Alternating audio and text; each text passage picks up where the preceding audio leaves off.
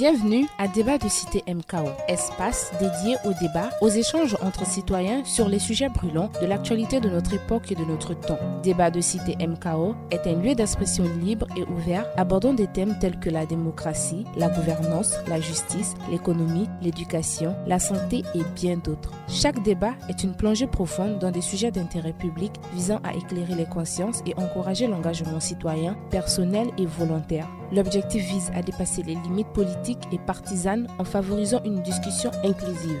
Rejoignez-nous chaque dimanche soir de 21h à 23h GMT en direct sur Xspace, Twitter. Débat de Cité MKO, véritable contrôle et veille citoyen. Bienvenue au débat de Cité MKO sur le sujet du Conseil constitutionnel sénégalais au contentieux. Bien évidemment, le titre est choisi volontairement, d'abord par rapport à des contraintes qui font qu'aujourd'hui, il faut le condenser parce qu'on a une série de nombres de caractères qu'il ne faut pas dépasser. Et puis deuxièmement, pour susciter à travers juste le titre lui-même, le débat. Mesdames et messieurs, vous savez aujourd'hui que depuis quelque temps, le Sénégal nous inquiète. Le Sénégal en tant qu'État, le Sénégal en tant que nation, et le Sénégal en tant que démocratie, même si de ce point de vue, beaucoup de Sénégalais ont tendance à battre cette idée en brèche. Mais pour nous autres qui venons d'ailleurs en Afrique de l'Ouest, d'ailleurs en Afrique centrale, d'ailleurs dans tout le continent, bien évidemment, on ne peut pas passer sous silence que l'exemple sénégalais, ne serait-ce que, l'alternance s'y déroule dans des conditions relativement plus acceptables qu'ailleurs. Deuxièmement, que malgré la présence d'une forte armée, nous n'avons pas entendu de bruit de bottes qui viennent aujourd'hui annihiler le processus politico-institutionnel et constitutionnel. Et troisièmement, c'est avec beaucoup de bonheur justement que nous assistons justement à ce système politique qui donne l'occasion à une société civile, à une société politique, à des sociétés culturelles, bref, à des acteurs véritables qui chacun joue son rôle dans cette cité sénégalaise. Et on sait également que chaque fois que l'essentiel démocratique a été posé en termes d'interrogation, que ce soit à la fin du régime du président Abdoulaye Wade, que ce soit à la fin du régime socialiste, toujours nous avons eu quelques inquiétudes, quelques frayeurs pour le Sénégal, et à tous les coups, le Sénégal s'en est tiré. Mais bien évidemment, depuis quelque temps, plus particulièrement depuis le début du mandat du président Macky Sall, qui lui-même est venu dans un contexte de révolte, de fin de mandat contre le président Abdoulaye Wade, nous avons eu quelques frayeurs, et pas des moindres. D'abord, nous avons vu comment le système politique et le jeu politique lui-même s'est tendu dans des conditions telles que aujourd'hui les prisons sénégalaises sont remplies plus d'opposants politiques que de tout autre, ce qui est une source d'inquiétude. Quand on regarde aujourd'hui le niveau de perception avec lequel les libertés démocratiques, les libertés fondamentales, les droits qui semblaient acquis sont aujourd'hui anéantis par une démarche d'expression excessive de l'autorité judiciaire qui donne l'occasion justement d'enfermer des journalistes, d'enfermer des membres des partis politiques et d'enfermer en prison bien de citoyens aujourd'hui au nom de ce qu'ils exercent cette liberté démocratique qui a fait le fleuron d'un pays comme le Sénégal. Et depuis quelque temps, nous avons vu que ce processus électoral qui devait se dérouler pour véritablement prendre son envol le 25 février dans la perspective d'un second tour au-delà, pour que le Sénégal mette en place le président de la République qui devrait se substituer au président Macky Sall, dès lors que la question du renouvellement du mandat du président Macky Sall est devenue une non-évidence à partir du moment où lui-même, en s'adressant à la nation, a dit qu'il n'avait pas l'intention de se présenter une troisième fois, même s'il a soutenu qu'il en avait le droit. Depuis cette période, nous avons vu un certain acharnement du parti au pouvoir, du gouvernement et du président de la République en place à radicaliser le jeu politique dans un contexte tel aujourd'hui qu'il y a lieu d'avoir peur. Pour faire juste un récap, le collège électoral a été appelé dans des conditions régulières, conformément aux dispositions de la Constitution et du Code électoral.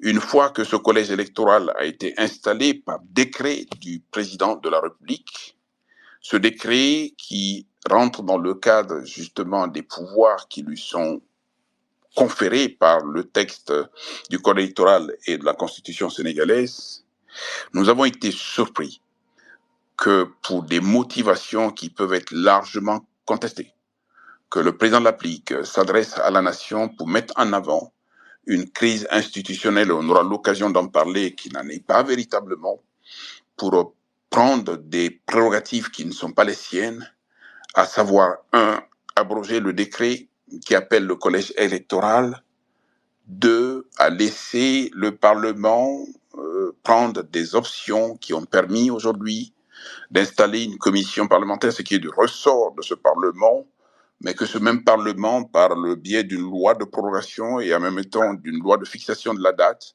en arrive aujourd'hui à dépouiller le Conseil constitutionnel de l'essentiel de ses prérogatives. Depuis cette période, le Sénégal est en ébullition, mais pas que le Sénégal, pas que les Sénégalais du Sénégal, aussi les Sénégalais de la diaspora, et puis toute cette diaspora ouest-africaine, nord-africaine, centre-africaine, sud-africaine, qui s'inquiète aujourd'hui de l'attitude du président de la République, qui s'inquiète aujourd'hui des options qui ont été prises. Et au-delà du Sénégal, quand on a vu les condamnations qui émanent d'un pays comme les États-Unis, que l'on ne peut pas soupçonner véritablement, quand on voit le ton qui monte au niveau de la commission de la CEDEAO, qui enjoint au Sénégal de reprendre le processus électoral pour remettre le calendrier qui a été balayé par l'abrogation du décret, et quand on voit dernièrement la prise d'opposition du président Patrice Talon, président de la République du Bénin, qui regrette ce qui s'est passé au Sénégal, et quand on voit aujourd'hui toutes ces réactions à l'intérieur du Sénégal, à l'extérieur du Sénégal, 40 mouvements de la société civile qui se sont réunis assez récemment, justement pour demander au président de la République de revenir sur ses pas. On a l'impression plutôt que le président de la République, Macky Sall, comme à l'accoutumée, ne donne pas l'impression de reculer, même si hier, au Conseil des ministres, il a cru devoir demander à ses ministres de pouvoir agir dans le sens de l'apaisement du système politique, du contexte politique sénégalais. Mais je crois savoir aujourd'hui qu'il ne peut pas y avoir d'apaisement avant que l'on ait accepté de remettre le calendrier en place. Pour moi, ça s'appelle le rétablissement de l'ordre électoral. Tout cela se fait parce que simplement un candidat, et pas des moindres sans doute, appartenant au Parti démocratique sénégalais, fils par ailleurs du président Abdoulaye Wade, dont la candidature a été rejetée pour des motifs liés au fait qu'il n'avait pas fait la preuve évidente au moment où il déposait sa candidature et au moment où il signait sa lettre d'attestation sur l'honneur qu'il était exclusivement sénégalais. La preuve a été apportée qu'à cette époque-là, il n'était pas que sénégalais. Bien évidemment, ceci est un faux prétexte dans la mesure où l'arrêt du Conseil constitutionnel est définitif d'une part et irrévocable d'autre part, ce qui donne absolument aucune espèce de passage qui permette d'entreprendre quoi que ce soit qui consiste à remettre en cause et l'arrêt et les effets de l'arrêt. Bien évidemment, par la suite, pour être encore plus complet, une candidate a été suspectée, elle aussi, d'avoir conservé sa nationalité française dans des conditions telles qu'elle a été gardée à vue, fait l'objet d'une poursuite, même si elle a été mise en liberté ces temps-ci. Il reste que un arrêt qui a été pris par le Conseil constitutionnel, justement, n'est pas totalement fermé à des situations comme celle-ci. Et cet arrêt peut éventuellement s'ouvrir pour extraire les personnes qui sont définitivement convaincues de ce qu'il n'était pas que exclusivement sénégalais. Pour mener ce débat, j'ai demandé à un certain nombre de personnes, et pas des moindres, d'être avec nous aujourd'hui. Au nombre de personnes, je me réjouis particulièrement de la présence parmi nous de Robert Dossou. Robert Dossou est un juriste de qualité exceptionnelle, Robert Dossou a exercé des fonctions de bâtonnier au Bénin. Robert Dossou a été plusieurs fois ministre et Robert Dossou, justement, est le porteur, justement, de ces conférences nationales qui ont permis, dans les années 80-90, d'installer des systèmes de démocratie qui ont été, il est vrai, biaisés, qui ont été, il est vrai, fourvoyés. Et Robert Dossou fait partie également de ces experts de talent, juristes, qui ont mis en place, justement, tous ces protocoles additionnels dans le cadre de la CEDEAO, ont mis en place tout le système de bonne gouvernance, tout le système de régulation des élections. Et enfin, Robert Dossou, ce n'est pas le moins que je puisse dire, a été lui-même président de la Cour constitutionnelle du Bénin pendant un temps suffisant, qui lui permet donc de connaître ces sujets-là, de les appréhender et surtout de pouvoir trouver les moyens qu'il faut justement pour se tirer d'affaire lorsque véritablement l'étau semble se resserrer. Mesdames et messieurs, c'est avec beaucoup de bonheur donc que, en votre nom, je reçois Robert Dossou qui a accepté d'être parmi nous et malheureusement pour des contingences liées au fait qu'à partir du Bénin, il n'a pas pu se connecter sur Twitter parce qu'il faut des équipements spéciaux à partir du Bénin, donc je l'ai au téléphone. Et en plus de Robert Dossou, j'ai demandé à Sédik Abba, lui-même journaliste, de nous rejoindre. J'ai demandé à Lansana Gagné, lui-même sénégalais et partie prenante au Sénégal, de nous rejoindre. J'ai demandé à Mariam Tandou également de nous rejoindre, tout comme j'ai demandé au professeur Jean-François Kandji qui va nous rejoindre, et probablement Madame la professeure Nadine Machikou, qui est science politiste, qui va sans doute nous rejoindre également dans ce débat.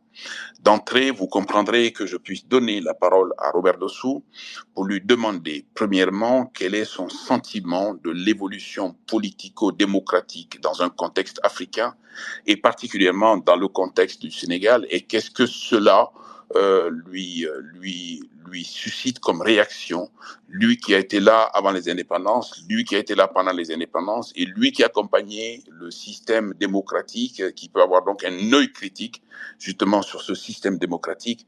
Robert Dossou, merci d'être là et bienvenue. Vous avez la parole sur ces questions-là. Merci Ismaël Mamadou Konaté. Merci à tous et je salue tous ceux qui nous écoutent en ce moment. J'espère qu'on m'entend bien. Le sujet est un sujet passionnant et un sujet intéressant duquel on a des leçons à tirer. Le Sénégal, pour quelqu'un comme moi, a toujours été un modèle, malgré les reproches que l'on peut faire sur tel ou tel point. Globalement, le Sénégal a été un modèle et c'est le Sénégal que personnellement j'ai présenté devant le président Mathieu Kérékou en 1989 pour l'inciter à prendre la voie de la conférence nationale et de la démocratie pluraliste. Et à l'époque, le Sénégal servait d'exemple pour nous élever vers la démocratie.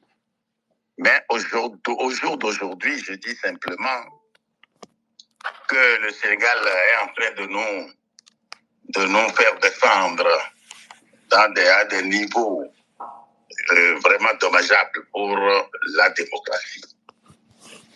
Je voudrais examiner les choses sous deux angles. Il y a d'abord l'angle strictement interne au Sénégal, rien que sous cet angle-là, et le décret du chef de l'État abrogeant le décret ayant convoqué les électeurs pour le 25 février, ce décret n'est pas du tout régulier. Ensuite, la loi votée par l'Assemblée nationale du Sénégal n'est pas non plus régulier au plan strict du droit sénégalais d'abord. Je pourrais revenir dessus. Et les prétextes qui ont été donnés qu'il y avait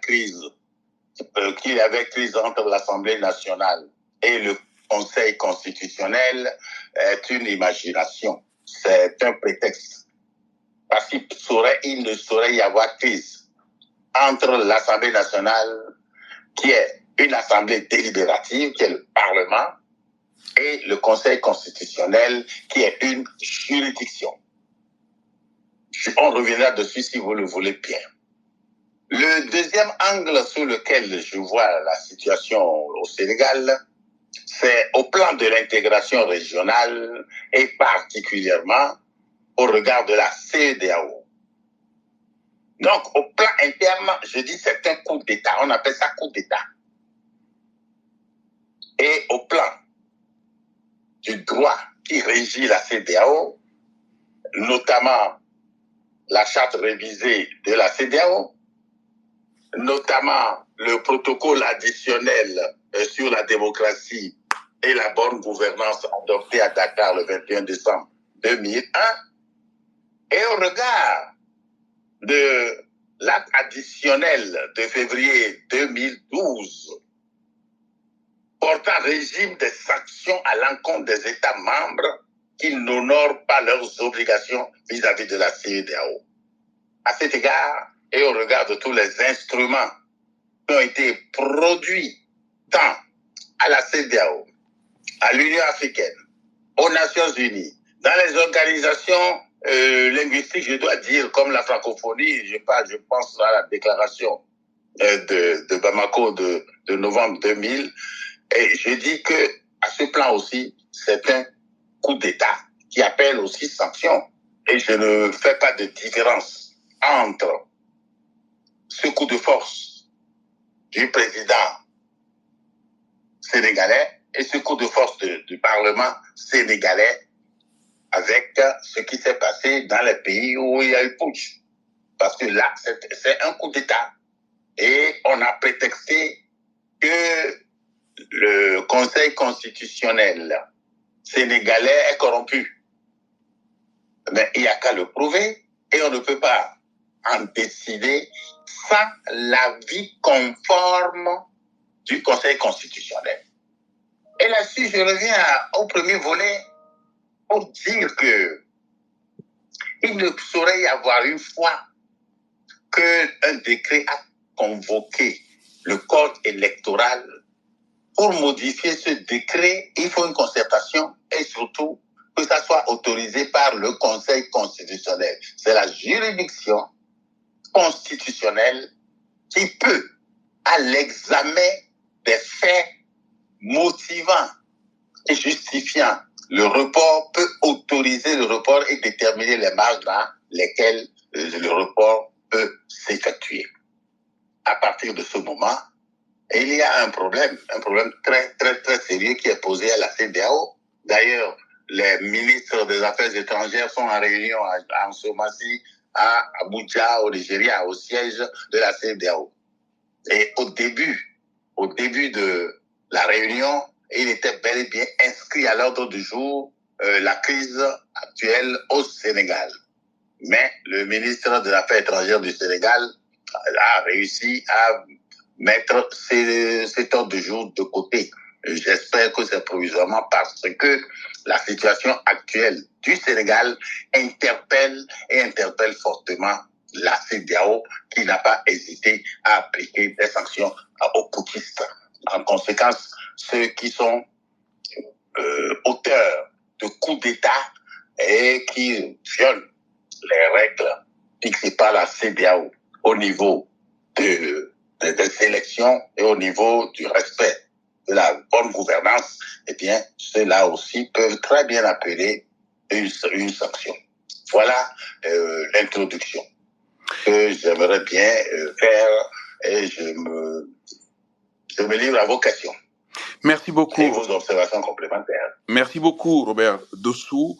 Nous avons parfaitement bien compris et sans langue de bois, et vous nous dites clairement et nettement que ce qui est arrivé au Sénégal n'est ni plus ni moins qu'un coup d'État au sens constitutionnel du terme, qu'un coup d'État au sens CEDEAO du terme, et qu'un coup d'État au sens de l'ensemble des actes qui régissent donc la question de la gouvernance en Afrique, notamment en Afrique de l'Ouest.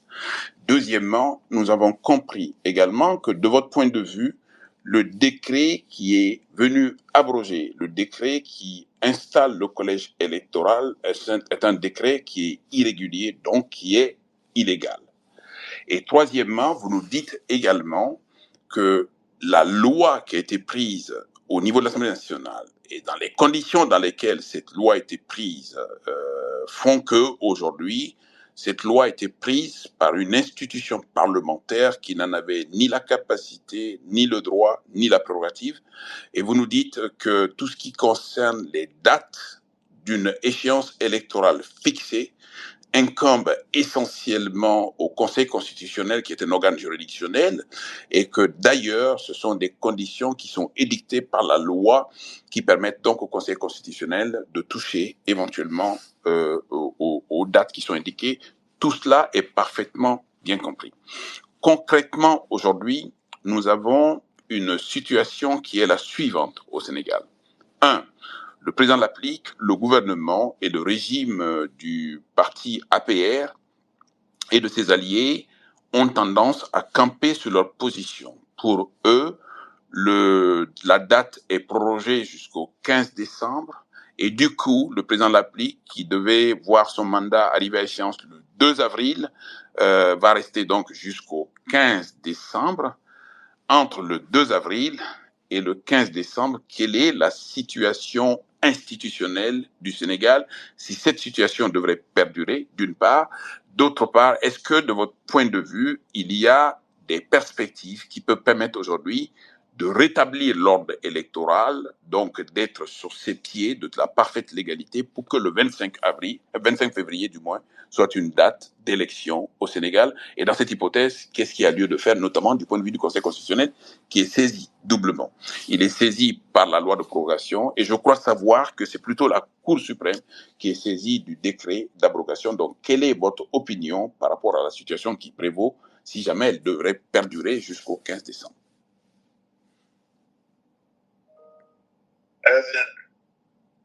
La solution réside dans les jeux qui peuvent se nouer à l'intérieur du Sénégal lui-même, d'une part, et au niveau de la CEDEAO particulièrement d'autre part.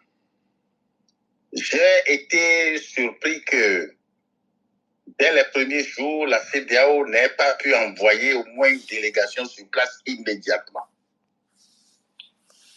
Je m'attendais à cela parce que dans les cas de ce genre, il est bon qu'une délégation aille sur le terrain, prendre le pouls, discuter avec les uns et les autres. Mais il semble que la CEDEAO même attend certainement un sommet des chefs d'État pour aller plus avant. Parce que quand je lis tous les communiqués qui ont été émis par la présidence de la commission de la CEDEAO et que je vois la décision qui a été prise par la réunion des ministres des Affaires étrangères, je note un recul.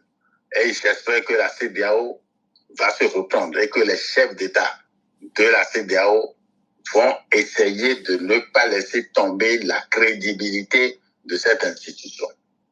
Quant à l'intérieur du Sénégal, je pense que les intellectuels, les universitaires sénégalais ont donné le ton. Et j'espère que ce ton-là sera suivi dans une frange très large de la population sénégalaise pour que nous puissions nous trouver rassurés par le retour à une situation normale. Et ce que je souligne et que je condamne le plus, c'est de proroger un mandat en cours. Pendant que le mandat est en cours, proroger ou raccourcir, on peut raccourcir par une démission. Celui qui est détenteur d'un mandat peut démissionner avant le terme de son mandat. Mais qu'on prenne des prétextes, parce que tout ce qui a été dit, c'est des prétextes. pour moi, c'était prétexte et tout ce qui a été avancé dispose d'autres solutions que ce qui a été actuellement appliqué. Voilà brièvement ma réponse à votre question. Merci infiniment. Je voulais juste... Allô? Oui, je suis là. Vous avez parlé donc d'enseignants et d'intellectuels sénégalais. Il se trouve qu'on en a un parmi nous, c'est monsieur le professeur Jean-Louis Correa, que je salue, et à qui j'adresse donc une invitation à venir parler justement pour réagir, non seulement sur ce que vous avez indiqué, Robert Dossou, mais en même temps pour réagir sur la situation générale. Je demande donc à Jean-Louis Correa de remonter, tout comme j'ai demandé à Sédik Abba, à Lassana Gagni, à Amine, à Mariam, de prendre la parole également. Monsieur le professeur Jean-Louis Correa, merci et bienvenue. J'ai vu que de façon très insistante, vous m'avez demandé à être là et vous avez demandé également à prendre la parole. Vous êtes le bienvenu. Alors, j'imagine que vous avez entendu ce qu'a dit Monsieur le Président Robert Dossou. Quelle est votre réaction par rapport à ce qu'il a dit? Quelle est votre réaction par rapport à la situation globale du Sénégal? Cher maître, oui, je vous entends très bien, cher maître Konaté, et président Dossou et tous les membres de cet espace de discussion. J'aimerais vous remercier et également vous dire toute notre peine de nous réunir aujourd'hui pour discuter de cette question-là. On aurait pu penser que le Sénégal ne fut jamais dans des situations pareilles où on s'inquiéterait de la trajectoire démocratique du Sénégal, tant ce pays-là a montré ces dernières années une trajectoire assez vertueuse qui aurait pu espérer de lendemains meilleurs. Mais la vie est ce qu'elle est, elle est assez tumultueuse. Et aujourd'hui, nous vivons justement des moments de tumulte. Ceci dit, j'aimerais embrayer là où le président Dosso a terminé. Ce qu'il faut dire, c'est que le peuple sénégalais est un peuple debout. C'est un peuple qui a ancré en lui les valeurs de démocratie et de liberté, qui font que quels que soient les balbutiements, quels que soient les autoritarismes, les Sénégalais sont capables de se lever et de dire non. Et je pense que pas seulement les universitaires et les intellectuels, tout le monde s'est indigné de cette situation. Mais je disais hier dans une télévision sénégalaise qu'avec le régime du président Macky Sall, il a pu installer au Sénégal une certaine terreur qui fait que pour moi, c'est compréhensible que certains aient peur de sortir, de manifester, même si c'est pacifiquement.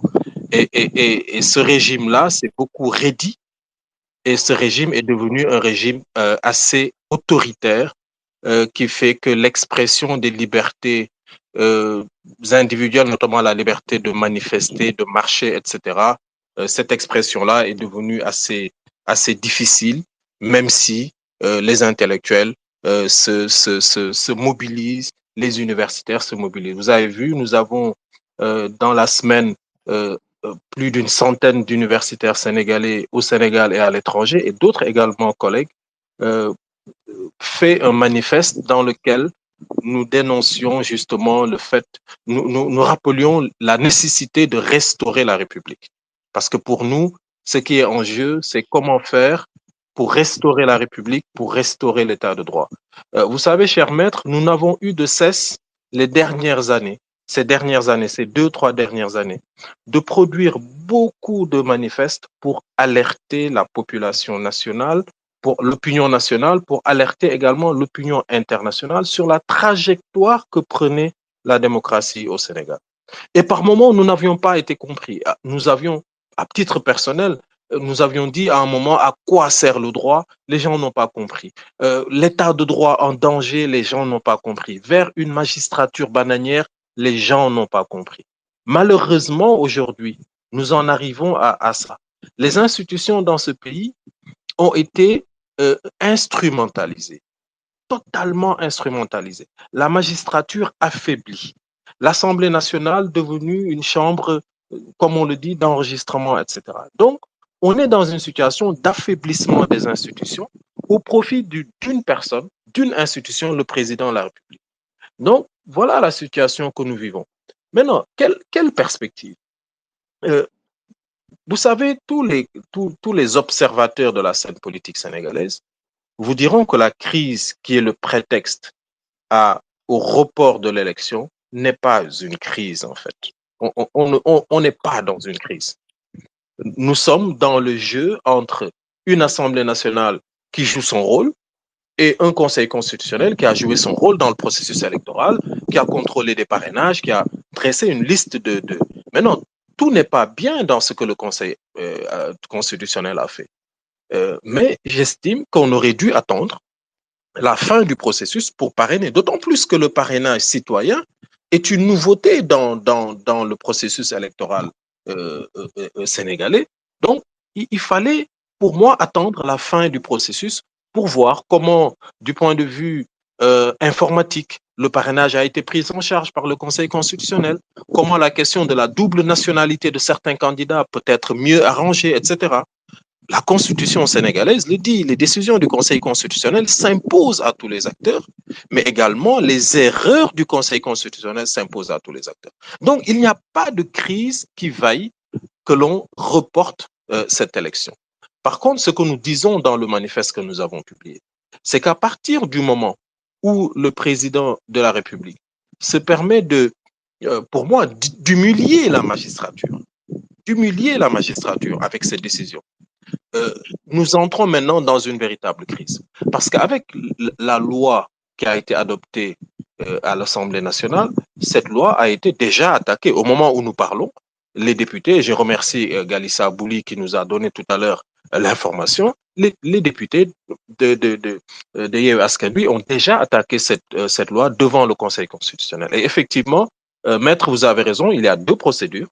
Une première procédure qui concerne un recours pour excès de pouvoir contre le décret qui reporte la convocation du corps électoral et un deuxième recours qui concerne la loi qui apporte des modifications à l'article 31 de la Constitution et ça, c'est devant le Conseil constitutionnel. Et avec deux écueils juridiques très, très rapidement. Concernant le décret, certains vous diront, oui, ce décret-là, c'est un acte de gouvernement, donc la Cour suprême pourrait se déclarer incompétent parce qu'il s'agirait d'un acte de gouvernement. Et donc là, je parle vraiment au conditionnel qu'il s'agirait d'un acte de gouvernement. Devant le Conseil constitutionnel, certains vous diront, oui, mais devant le Conseil constitutionnel, c'est une loi constitutionnelle. Or, très souvent, la loi constitutionnelle, le Conseil constitutionnel considère qu'il s'agit d'une loi à valeur constitutionnelle, donc qui a la même valeur que la Constitution. Donc, le Conseil pourrait se déclarer incompétent. Sauf que certains collègues, notamment le professeur Sidi Alpha Ndiaye et d'autres, nous disent qu'en 2006, le Conseil constitutionnel du Sénégal a eu à connaître d'une loi, bien que constitutionnelle. Donc, il y a ces petits écueils-là, mais ce qu'on peut dire sur le recours devant le Conseil constitutionnel, c'est que cette loi votée à l'Assemblée nationale, qui modifie l'article 31, qui fixe la durée de l'élection, la date de l'élection, comme l'a dit le président tout à l'heure, cette disposition-là, si vous y touchez, immanquablement, vous allez toucher à la durée du mandat du président fixé par l'article 103 de la Constitution. Et c'est bien le cas parce que le mandat se trouve étendu jusqu'au 15 décembre. Le mandat se trouve de facto étendu jusqu'au 15 décembre. Et donc, le Conseil constitutionnel ne peut pas, pour moi en tout cas, et pour beaucoup de juristes sénégalais et d'observateurs, le Conseil ne peut pas, sur cette question-là, ne pas entendre ceux qui font le recours, parce que justement, la modification de la date des élections, de l'élection, va avoir un effet sur la durée du mandat du président actuel, repoussant ce mandat justement jusqu'au 15 décembre. Donc, loi constitutionnelle, oui, mais loi constitutionnelle qui a pour effet d'allonger le mandat du président, alors que le mandat du président est soumis à une clause d'éternité, à une clause d'intangibilité. Donc, voilà le débat juridique qui se pose en ce moment au Sénégal. Maintenant, à part ce débat juridique, vous l'avez constaté, il y a une société civile debout, mobilisée, À partir de demain, il y a beaucoup d'actions qui sont mises en place. Les universitaires ont créé un cadre universitaire pour la démocratie. Les syndicats de l'enseignement moyen secondaire vont commencer demain par des débrayages à partir de 10 heures et vont comment dire, évaluer leur action pour voir. Et même le Conseil national du patronat a sorti une déclaration aujourd'hui pour dire revenons au calendrier électoral. Et j'aimerais vraiment ici lancer un appel à tous nos compatriotes africains qu'ils continuent à mettre la pression sur les autorités sénégalaises pour que l'on sorte de cette situation d'impasse, que le Sénégal retrouve sa trajectoire d'un État africain francophone démocratique, en tout cas sur la démocratie électorale, pour justement continuer à servir de locomotive à toute cette sous-région où l'on note les difficultés que l'on constate depuis quelques années. Donc voilà, cher maître, ce que je voulais dire, en restant à votre disposition, hein, s'il y a des questions, des interpellations, et en remerciant encore à nouveau toutes les personnes que cette situation inquiète, parce que cette situation, elle est inquiétante. Il s'agit d'une situation inquiétante. Ceux qui suivent de près l'actualité sénégalaise savent que on nous dit que le président de la République n'y serait pour rien, que ce seraient les opposants, certains opposants et certains de son camp qui lui ont demandé de reporter l'élection. Mais on va se poser la question, à qui profite le crime en fait? Exactement. Voilà. Exactement. Et depuis quelques jours, on nous dit non, c'est pas le président, laissez-le tranquille. Il a entendu des voix qui sont venues lui dire, même de l'opposition, qui sont venues lui dire, Monsieur le Président, on ne peut pas faire une élection présidentielle sans Ousmane Sonko. On ne peut pas faire une élection sans Karim Wade. Le Conseil constitutionnel n'a pas bien joué son rôle. On reprend le processus pour permettre à Ousmane Sonko de participer, pour permettre à Karim de participer et de corriger certaines erreurs commises par le Conseil. Ça, c'est vraiment la version pour les plus, je dirais peut-être pour les plus naïfs, etc.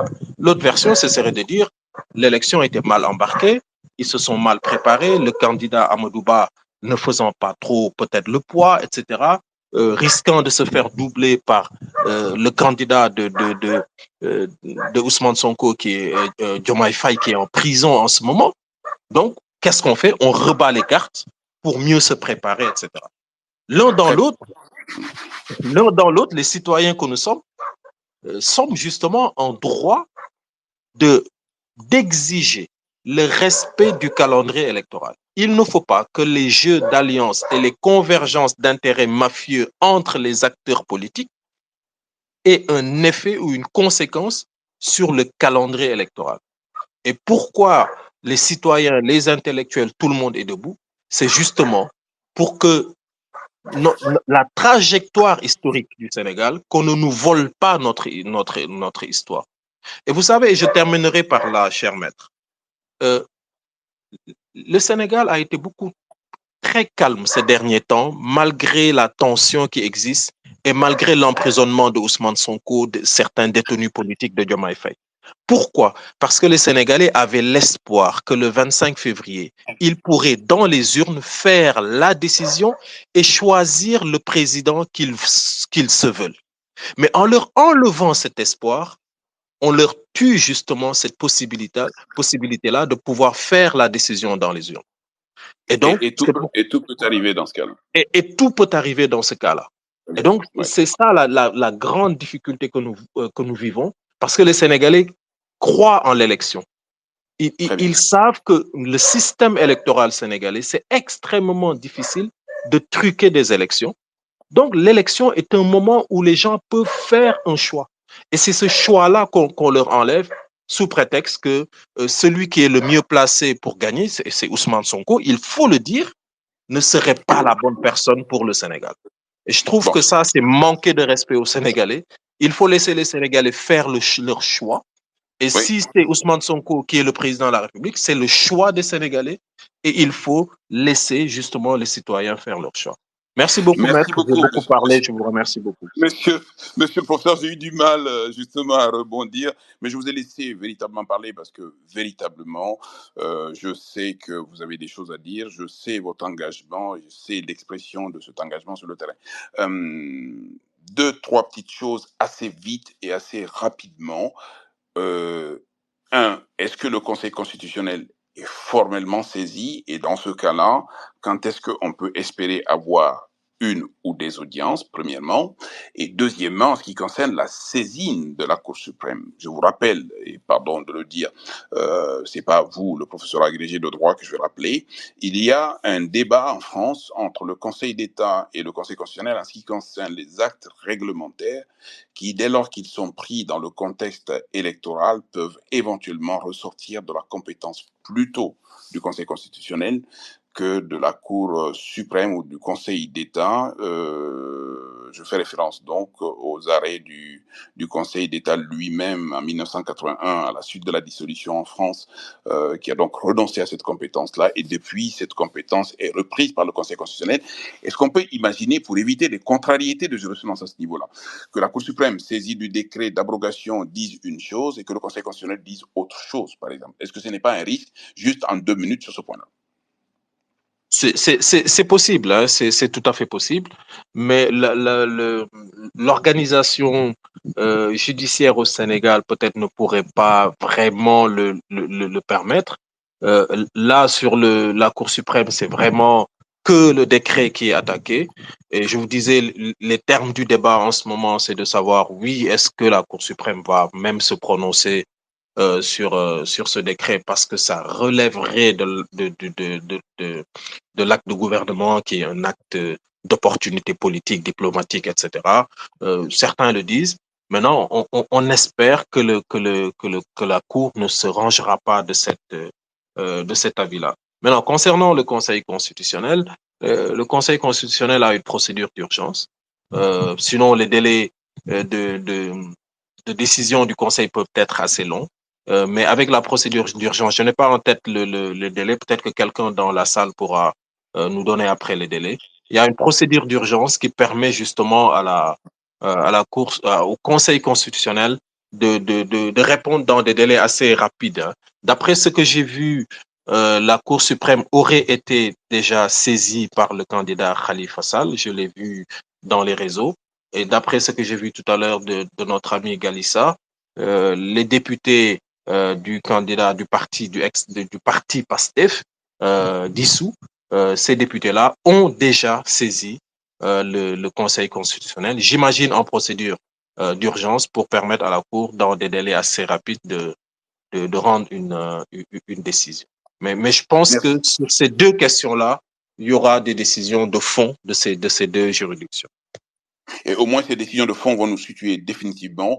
Quant à Exactement. savoir si le Parlement a une prise sur la fixation de la date de l'élection d'une part et la prorogation du délai imparti au président de l'applique pour terminer son mandat d'une part, et d'autre part si le président de l'applique, en termes de compétences liées, a le droit, une fois qu'il a pris le décret qui convoque le collège électoral, de revenir là-dessus par le biais de l'abrogation. Mariam Tendou est avec nous et Mariam Tendou n'est pas du tout de ce domaine-là. Mais Mariam Tendou suit avec beaucoup de passion justement l'actualité, non seulement sénégalaise, mais également l'actualité africaine.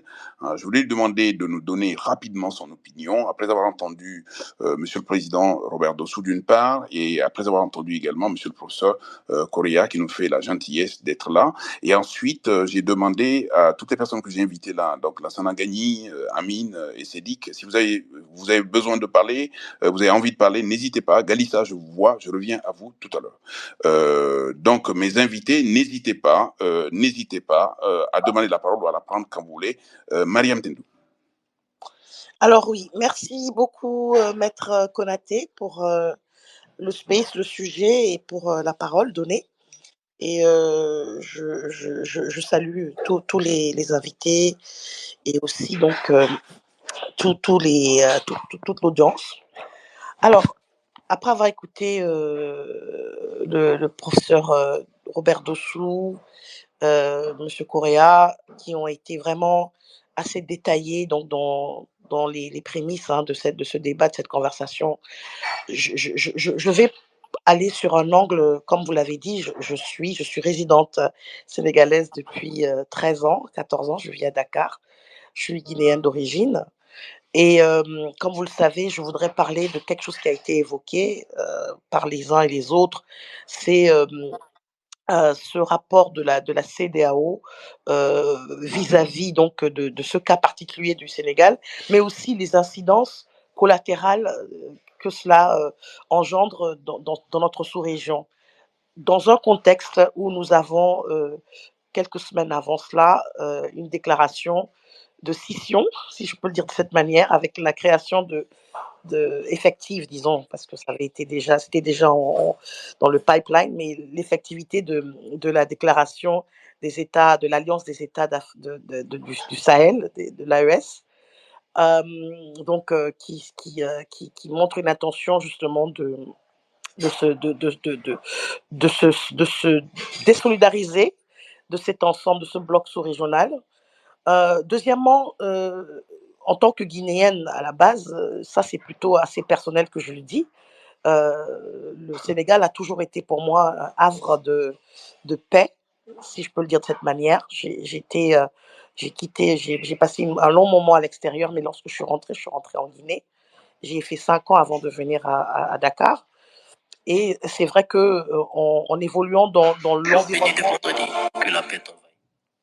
dans l'environnement sénégalais, dans l'écosystème sénégalais particulièrement politique et de la gouvernance institutionnelle, j'ai toujours pensé qu'il y avait vraiment de la matière pour avoir des références, des institutions qui puissent nous servir, nous qui sommes des pays frères, amis et voisins. Et donc, c'est vrai que je suis autant chagrinée qu'un Sénégalais de souche de voir ce qui se passe en ce moment. Parce que nous qui avons vécu des crises de transition politico-militaire, des crises en tout genre, nous ne voulons pas voir cela dans un pays tel que le Sénégal, qui quand même accueille la sous-région ouest-africaine. Euh, ma grande question, c'est euh, quand on entend les juristes, les légalistes, ceux qui interprètent l'aspect, disons, juridique de ce qui est en train de se passer, au niveau de ce que moi je suis, au niveau de la population, au niveau des jeunes particulièrement, il y a une toute autre interprétation. Euh, Monsieur Correa l'a dit tout à l'heure, il y a cette sensation que nos démocraties, notre modèle démocratie n'est plus n'est plus le sujet en fait de dire qu'il faut y croire. Je sais que ça a été répété que les Sénégalais croient en leur élection, mais aujourd'hui, je vois une montée, une radicalisation du discours des jeunes qui se disent que si leur élection ne se passe pas telle que prévue, eh ben, ils n'y croiront plus et tout est possible. Et c'est ça que je trouve très inquiétant pour un pays qui serait le dernier rempart, si je dirais, quand on regarde autour les différents modèles de transition politique qu'on a en cours en ce moment. C'est une question aussi qui se pose en même temps. Et la question de la CEDEAO qui est là, elle est évidente. Le professeur Dossou a bien dit qu'il a remarqué un peu certaines choses, des observations par rapport à, aux réactions peut-être un peu tardives, vu l'importance, je dirais, l'importance, le pilier que représente le pilier au niveau de la gouvernance politique que représente le Sénégal. C'est vrai que je trouve aussi que... Alors, Mariam, je crois qu'il y a de la vaisselle du côté où vous êtes. Ah non, il avait ça. Attends, je vais me déplacer. Non, je disais que oui, le problème qu'il y a évidemment, c'est le fait que quid d'une instance sous-régionale forte, que ce soit la CEDEAO, que ce soit l'Union africaine, avant qu'on ne voit des injonctions qui viennent de la communauté internationale. Où est cette communauté sous-régionale qui devrait justement saisir cette opportunité et cette fenêtre d'opportunité pour se recrédibiliser en raison de tout ce qui se passe en même temps en ce moment dans la sous-région. Voilà un peu ce que je peux dire dans mes premières interventions. Je pense que tout a été dit de façon très claire en termes de ce qui se passe en interne, en termes des questions juridique, mais vraiment, il y a une inquiétude que moi je vois au niveau de la radicalisation du discours devenu de plus en plus extrémiste, mais à juste titre par des jeunes qui rappellent que beaucoup de personnes ont perdu leur vie, beaucoup de personnes meurent encore à ce jour dans les barques, et tout ça, quand on voit qu'il y a eu de l'investissement financier pour préparer des campagnes, pour préparer des élections, pour etc., etc., etc., que tout ça soit mis à l'eau dans une période de difficultés économiques, de hausse des prix pour le panier de la ménagère, je pense que c'est vraiment, disons, comment dire, c'est dommage. Merci. Merci beaucoup, Mariam. Merci d'être là et merci de prendre la parole. Lansana Gagny, avant que je fasse réagir le président Robert Dossou. Lansana Gagny, qui lui-même est sénégalais et il faut le dire, qui a des acquaintances avec le PASTEF. Merci, maître. Je te remercie encore une fois pour ce space. Enfin, je ne suis pas acquaintance avec PASTEF, je suis membre de PASTEF. Je pense Oui, que voilà, c'est c'est ce ce que que j'ai je voulu dire, préciser. mais j'ai Voilà. loupé. Voilà. Mais ça n'empêche pas d'avoir une position. Non, pour que les choses soient claires d'entrée. C'est ça, oui, ça ne me permet pas d'avoir un jugement très objectif par rapport à ça. Je pense qu'on a parlé de Sénégal comme modèle. Vous savez, les succès du passé ne garantissent absolument rien. Aujourd'hui, à mon avis, les modèles, ça l'a toujours été, ce sont les du Cap-Vert, c'est le Bénin, je pense, c'est le Libéria, c'est le Ghana, c'est dans une moindre mesure le Nigeria. Je pense que le Sénégal a beaucoup, beaucoup reculé. Si on fait la situation de référence aujourd'hui, nous avons dans les prisons sénégalaises 1500 à peu près jeunes qui sont en prison à cause de leurs opinions politiques. Quand le président Diouf partait, quittait le pouvoir, il n'y avait pas un seul prisonnier politique. Quand le président Ouad quittait le pouvoir, il n'y avait pas un seul prisonnier politique. Il y en a 1500 aujourd'hui qui sont arrêtés à cause de leurs opinions. Nous avons eu 50 morts, 60 on dit, 60 morts au Sénégal à cause des événements post-électoraux. Quand vous cumulez le nombre de morts des coups d'État, Mali, Niger, Guinée, Burkina, on n'est pas à 50 morts. On a près de 300 jeunes sénégalais, moyenne d'âge 25 ans, qui sont partis au Mali, en Guinée, en Gambie, parce qu'ils ont peur. C'est ça la référence aujourd'hui au Sénégal. Et je pense que vous êtes au courant, les 3 derniers jours, ils ont coupé Internet mobile. Ce n'est pas la première fois qu'ils le font. Et on vient de retirer la licence à la deuxième chaîne télé-radio privée du Sénégal. Retirer carrément la licence. Je pense qu'on a vraiment beaucoup reculé. Et je pense que le discours des jeunes, ça n'est pas un discours de radicalisation. Ce qu'ils demandent, c'est simplement avoir le droit d'exercer leur citoyenneté, c'est-à-dire aller voter. Ça n'est pas un discours de radicalisation, je pense. Voilà. Maintenant, quand on revient sur le prétexte, et là, c'est là où on se rend compte que c'est vraiment cocasse. Qu'est-ce qu'on dit? Que l'actuel Premier ministre, candidat de Macky Sall, aurait corrompu 2 magistrats du Conseil constitutionnel. 2 jours après, naturellement avec tout ce qui vient de se passer, le même président renouvelle sa confiance à ce Premier ministre, qui peut-être n'en a rien à cirer qu'on lui dise qu'il est corrompu. Par contre, on a traîné dans la boue un magistrat, un Koulibaly, je pense qu'il s'appelle, qui a été exemplaire à tout point de vue. C'est la perception des gens. Et je pense qu'il est réellement la retraite. Je pense qu'il y a un gros problème. Le problème de fond, c'est qu'ils se sont rendus compte que leur candidat allait se faire ratatiner au premier tour dans ces élections, parce que personne ne peut voler des élections au Sénégal. Et je pense que le président cherche malheureusement à gagner du temps. C'est ce qui nous vaut tout ça. Et il y a une chose qu'on n'a pas regardée dans la loi votée par les députés, c'est pas seulement un prolongement, mais ce qu'ils ont également demandé, c'est que le parrainage citoyen soit éliminé. On va dans une logique de parrainage des maires et des députés et des élus locaux. Ça veut dire des 20 personnes qui ont été parrainées pour participer aux élections, peut-être qu'on en aura 3, 4 ou 5. En fait, le danger, il est là. Et si cette loi passe, moi, je peux vous dire ce qui va se faire en décembre, si ça passe comme lettre à la poste, Macky Sall va utiliser le même artifice pour aller dans quoi? Dans une logique de présidence à vie. Le danger, il est là. Vous savez, quand vous avez en face de vous des gens qui n'ont aucune limite dans ce qu'ils font pour garder le pouvoir, vous ne saurez jamais où est-ce qu'ils vont s'arrêter. Il ne s'agit pas d'autre chose que de coup d'État.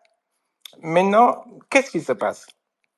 Toutes les forces vives du Sénégal sont mobilisées. Ça, je vous dis, moi, c'est la première fois que je vois le syndicat patronal, le secteur privé, sortir et dire stop, il faut qu'on aille aux élections. Les enseignants sont mobilisés, les médecins sont mobilisés, toutes les forces vives du Sénégal veulent que les élections se tiennent à date. Depuis les indépendances, c'est la première fois que l'on modifie la date de tenue des élections au Sénégal. Maintenant, les forces vives sont mobilisées. Les Américains ont dit ce qu'ils ont pensé. L'Union européenne, je n'ai pas de complexe à ce que les Américains poussent parce qu'ils sont plus écoutés que la CEDEAO. Ce qui s'est passé au Mali, ce qui a valu que le Mali soit coupé, ce qui a valu que le Burkina soit sanctionné, ce qui a valu que la Guinée soit sanctionnée, c'est exactement la même chose qui se passe en réalité au Sénégal. Mais nous avons malheureusement un syndicat des chefs d'État. Et je pense aujourd'hui, il n'y a aucun Sénégalais qui accepterait un report des élections après le 25, après le 28 février 2024. Pourquoi les gens n'attendent pas, ne souhaiteraient Non, pas qu'il y ait 25 report? février. 25 février. 25. Pourquoi les gens ne veulent pas? Maître, le Sénégal n'a jamais été aussi divisé que maintenant. Et tout le monde se disait, laissons-le partir, après nous allons reconstruire notre pays. Tous ces jeunes qui sont en prison, près de 1500, se disaient, on en a pour un mois, il va partir, on va sortir et refaire notre pays. Et paf, un bon matin, on se lève, il n'y aura plus ça, je vais aller jusqu'en décembre. Je pense qu'on en est ici. Il n'y a aucun Sénégalais aujourd'hui qui est prêt à dire qu'on va reporter. Demain, il y a toutes les forces vives qui vont se mobiliser. Il y aura une très grande manifestation partout dans le pays. On va voir ce que ça va donner. Malheureusement, le président que nous avons ne croit qu'à une chose, l'utilisation de la force contre les populations, malheureusement. Et je pense qu'on en est là. Et je pense que je confirme ce qui a été dit ici. Nous avons en face de nous un coup d'État. Et le Sénégal n'a jamais été, la démocratie sénégalaise n'a jamais été aussi balafrée. Les positions des jeunes, ce ne sont pas des positions de discours extrémistes, c'est des positions de droit. Ce qu'ils revendiquent, c'est avoir la possibilité d'aller voter et de choisir le futur président du Sénégal. Merci beaucoup, maître. Merci infiniment. Ta voix se robotisait. J'imagine que tu as un souci de connexion peut-être C'est là ça, où tu es. c'est ça, ouais. Je donne la parole à Galissa en demandant justement aux gens qui sont pas du tout d'accord avec ce qui s'est dit de remonter parce que je reconnais Djibril Sen qui souvent plaque ces opinions-là. Je reconnais également Baye. N'hésitez pas à venir ici. C'est ici que le débat se fait et non pas ailleurs. Donc Galissa, quelle est la solution à partir du moment où un décret a été pris et certains parmi nous ici pensons que ce décret ne devait pas être pris. Deuxièmement, la loi a été prise dans des contextes tels qu'on a indiqué que tout cela est irrégulier et du point de vue du président Robert Dossou, c'est un coup d'État. Qu'est-ce qu'il y a lieu de faire aujourd'hui pour qu'on puisse retrouver ou rétablir l'ordre électoral? Galissa. Merci, maître, merci à l'assistance. Je m'incline par respect aux genoux du président Dossou et du professeur Jean-Louis Correa, par respect et par l'âge. C'est difficile, pour ne pas dire un peu compliqué, de parler après ces imminentes personnalités. Et aussi, je profite de l'occasion pour dire bonjour à Dr Lassana Gagné-Sakho, qui est aussi d'une clairvoyance sans appel. Alors, maître, avant de répondre à la question, permettez-moi d'abord, parce que les juristes ont parlé, moi je vais interpeller l'histoire. Maître, je vais répondre. S'il vous plaît, vous pouvez élever un peu plus la voix parce que mon audition faiblit là. Alors donc, Voilà, Robert Dossou a besoin que vous parlez un peu plus fort parce qu'il est au téléphone plutôt. Ah, ok, d'accord. Voilà. D'accord. Alors, je disais, d'abord, je m'incline et je vous fais un respect, maître Dossou, président, papa, tonton. Merci. Et aussi, c'est difficile. Voilà. C'est un cours magistral pour nous aujourd'hui d'écouter ces voix de sagesse. Mais cette jeunesse, elle a besoin d'être aussi écoutée et entendue. Alors, à la question de Maître Konaté, que je félicite beaucoup, Maître Konaté, on a été là ici, dans votre space, dans votre débat de cité, si vous vous rappelez bien. On a ici parlé du cas de la Guinée-Conakry, quand Alpha Condé a été destitué. On a ici ensemble parlé du coup d'État manqué de la Guinée-Bissau. On a ici parlé du Niger. Alors, les faits historiques sont têtus. Maître, pour moi, la réponse par rapport à la situation actuelle est qu'il ne faut pas répondre au dialogue de Macky Sall. Je m'explique. Maître, en juin 2008, le Sénégal avait travaillé sur ce qu'on appelle les assises nationales, qui ont mis en place, qui ont donné une trajectoire très, très, très prometteuse par rapport à l'avenir politique et des libertés du Sénégal. Et ce travail-là, Macky Sall, au départ, était signataire. Une fois président, il a, de façon extraordinaire, dénié et il s'est renié lui-même. Ça, c'était le premier acte qu'a posé Macky Sall. Le deuxième, c'est en donnant sa parole par rapport à son mandat et que le Conseil constitutionnel a finalement dit qu'il ne pouvait pas le réduire. Le troisième, maître, on a eu 3 dialogues avec Macky Sall, fondamentaux sur la question, que ce soit du pétrole, mais sur la question des libertés, avant 2019 et après 2019. Et tous ces dialogues ont finalement échoué par rapport à la mise en place et surtout à la concrétisation. Macky Sall a toujours utilisé mot dialogue, mais finalement l'homme a prouvé qu'il n'était pas un homme de dialogue, donc il n'est pas un homme de parole. Si nous nous focalisons en Afrique, la parole, elle est importante. Avant les juristes et tout cela, les questions de papier, chez nous, c'était la parole qui faisait l'homme. Aujourd'hui, Macky Sall a rendu la parole donnée, la valeur de la parole donnée, elle est devenue obsolète sous Macky Sall. Donc, sur ce plan-là, je dis que son dialogue-là, auquel il fait appel, on doit unanimement dire non et exiger le rétablissement du calendrier républicain et du calendrier électoral. Et la jeunesse africaine aujourd'hui, elle attend des responsables de l'Afrique et surtout de cette organisation qui doit se racheter, c'est-à-dire la CEDEAO. On ne devait même pas attendre que les Nations Unies, ou bien non, que les États-Unis, ou bien que l'Union européenne soit plus ferme que la CEDEAO. La CEDEAO est la obligation parce qu'un coup d'État est un coup d'État, qu'il soit institutionnel ou constitutionnel.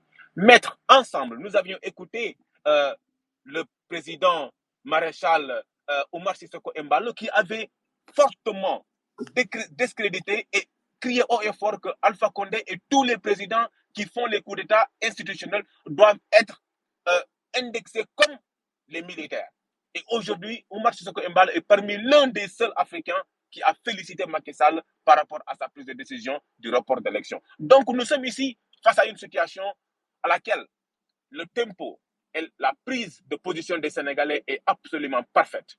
Les Sénégalais, dans l'unanimité, comme le vient de dire Dr Lassana Gagné Sako, pour une première fois, toutes les organisations, même la Ligue des oulémas et des imams du Sénégal, ont communiqué.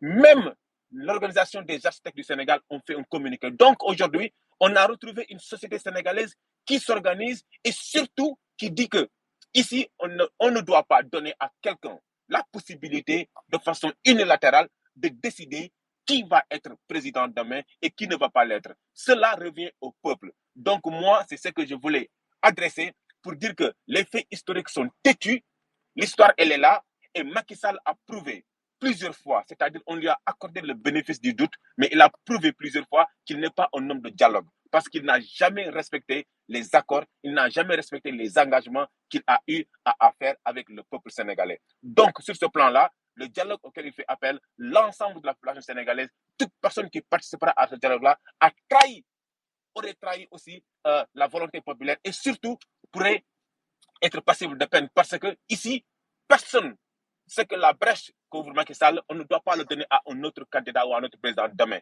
Personne ne doit avoir la prérogative de décider de reporter des élections parce que le citoyen, tout ce qu'il a pour exercer sa citoyenneté, c'est le vote. C'est l'acte le plus symbolique qu'a un citoyen. Et le citoyen attend, avec tous les malheurs, avec toutes les difficultés qu'il peut vivre par rapport aux décisions politiques, la seule façon pour le citoyen d'agir, c'est de voter. Donc aujourd'hui, une personne, quoi que puisse être cette personne-là, un président ou une institution, on ne doit pas, dans aucun contexte, accepter comme président vraiment reporter des élections. Alors, je termine pour dire qu'il a été au Congo à la cérémonie d'investiture de Tshisekedi. Pourtant, au Congo, le territoire est divisé, le territoire géographique n'est pas aujourd'hui contrôlé par, comment dirais-je, le président Tshisekedi. Et malgré ça, il y a eu des élections. Donc, cette crise-là qu'ils ont avancée est une crise inexistante. C'est parce que tout simplement, tout le monde le connaît, ils ne s'attendaient pas qu'un candidat de PASTEF passe les parrainages et surtout le Conseil constitutionnel valide une de ces candidatures-là. Une fois qu'ils ont validé cette candidature, ils ont tous leurs cartes sont tombées comme un château de cartes. Donc, je crois que cette peur-là, alors pourtant, ils avaient dit qu'Amadouba avait 3 millions, voire 4 millions de parrains. Alors, pourquoi avoir peur d'aller aux élections si vous avez autant de parrains, alors que le fichier électoral sénégalais n'est qu'à 7 millions, voire maximum 8 millions d'électeurs. Merci beaucoup d'avoir convoqué ce space-là. En tout cas, nous exigeons et nous disons non au dialogue. Nous exigeons le rétablissement du calendrier, du respect du calendrier électoral le 25 février. Pour nous, il y aura élection. Et surtout aussi, nous demandons la libération de tous les détenus politiques. Et nous compterons, ou bien nous considérons toute personne qui aura participé à ce dialogue-là comme quelqu'un qui aurait trahi le peuple au même degré que la trahison. Non, ça c'est excessif. Ça c'est excessif. Non, par contre. Ça c'est ma position. Vous n'y allez pas. Non, cher ami. Non, oui, mais vous n'y allez pas, mais d'autres n'iront pas. Ça c'est pas possible. Ça. Non, j'ai pas dit qu'ils n'iront pas. Oui, non, mais qu'ils ont trahi la cause. Oui, non, c'est un peu coco ça. non, c'est un peu coco ça. Alors, jusqu'à présent, on a eu des voix plutôt dans le même sens. J'ai détecté Djibril Sène qui avait demandé la parole et je lui donne la parole parce que j'ai déjà vu Djibril Sène justement pour soutenir l'opinion contraire de tout ce qu'on a dit. Après, on revient immédiatement au président Robert Dossou. Djibril Sène. Merci beaucoup, maître. Merci, Galissa. Djibril Sène. Bonsoir maître, bonsoir mon grand DG Lansana, mon ami, mon frère, avec qui j'ai eu la chance de travailler. Et je ne sais pas si je dois dire dans ses débuts politiques ou non, mais on a bien travaillé alors qu'il était le DG de l'ONAS et quelqu'un que j'apprécie très bien. Alors, moi je dirais une chose. On parle beaucoup de coup d'État. Mais qui dit coup d'État doit dire qu'il y a un intérêt personnel de celui qui fait un coup d'État. Quel est l'intérêt du président Macky Sall de faire un coup d'État et de réaménager le calendrier électoral? Et ce n'est pas lui qui l'a fait jusqu'au 25 décembre 2024. 15 décembre, Djibril. Hein? 15 décembre. 15 décembre, excusez-moi, 15 décembre. Je pense déjà à la fête de décembre. 15 décembre 2024. Moi, je dis, quel est l'intérêt? Bon, mathématiquement, scientifiquement, il n'y a pas un intérêt par rapport à la personne qui se dit, je fais un coup d'État pour rester au pouvoir jusqu'au 15 décembre, alors qu'on est aujourd'hui le 7 ou le 8 février 2024. Ça, c'est un. 2. Partons des choses factuelles et non des opinions ou bien des désirs de voir que les choses soient dans des labyrinthes qu'on ne peut pas régler. Les choses factuelles, c'est très simple. Il n'y a pas une personne qui n'a pas constaté dans le processus électoral qu'il y a énormément de problèmes. Il y a énormément de problèmes et personne ne peut dire qu'il n'y en a pas. L'exclusion de certains candidats à la candidature, le fait que certains candidats, même retenus, ont fait des déclarations d'honneur qui sont fausses. Et plus grave, on accuse un conseil constitutionnel de corruption, une première au Sénégal. Un candidat de la majorité à qui on accuse d'être le corrupteur. Rien que ces faits réunis demandent à ce qu'on s'arrête un peu et qu'on regarde, qu'on ait une clarté sur ce que nous voulons faire et où nous devons aller. Rien que pour ça. Djibril Sène, est-ce que vous êtes juriste? Non, je ne suis pas juriste.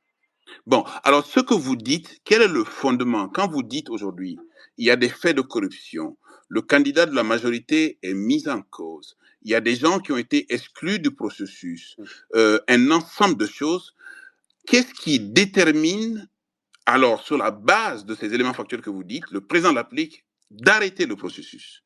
Alors, je reviens en arrière. Je dis, il y a des gens qui ont accusé le Conseil constitutionnel. Ça, on n'a pas besoin d'être juriste ou non pour le dire, ou pour le savoir. Parce que ça a été dit, ça a été écrit. Il y a des gens qui ont accusé le candidat de la majorité comme le corrupteur. On n'a pas besoin d'être juriste pour le savoir ou pour le dire. Il y a des personnes qui ont été retenues candidats à la candidature, retenues candidats, et pourtant, elles ont fait une déclaration de l'honneur sur l'honneur fausse. Tout ça, on sait. Tout Non, ça, on sait. non, attendez, laissez-moi parler, s'il vous plaît. Moi, je parle sur du factuel, des choses qu'on se dit, des choses qui existent, pas sur des opinions. Moi, je dis rien que pour ça, le Sénégal, les Sénégalais doivent s'arrêter et voir qu'est-ce qui se passe, qu'est-ce qu'il faut faire, comment régler ce problème-là. Parce que ces accusations... je veux échanger avec vous. Vous dites que les Sénégalais doivent s'arrêter. En l'occurrence, c'est le président de la République qui a décidé d'abroger le décret qui appelait les Sénégalais au vote. Oui. C'est pour ça que je vous pose la question, en vertu de quoi il l'a fait? Est-ce que la loi l'y autorisait ou pas? J'en arrive. C'est le président qui a le devoir et l'obligation de convoquer le corps électoral. Donc, automatiquement, c'est lui qui a le devoir et la responsabilité. Quand tout est en bruit, que personne ne comprend rien, ou bien certains veulent comprendre, d'autres non, il revient à lui en tant que président responsable. Quel est le fondement légal? Est-ce que vous avez un fondement légal? Parce que moi, je vous dis, par exemple, le code électoral, notamment la disposition de l'article LO 137, lui donne la prérogative d'appeler le collège électoral par le décret. Oui. La disposition existe également dans la Constitution du Sénégal. Mais je ne vois rien dans aucun texte, le droit pour lui de revenir sur ce décret, notamment de l'abroger.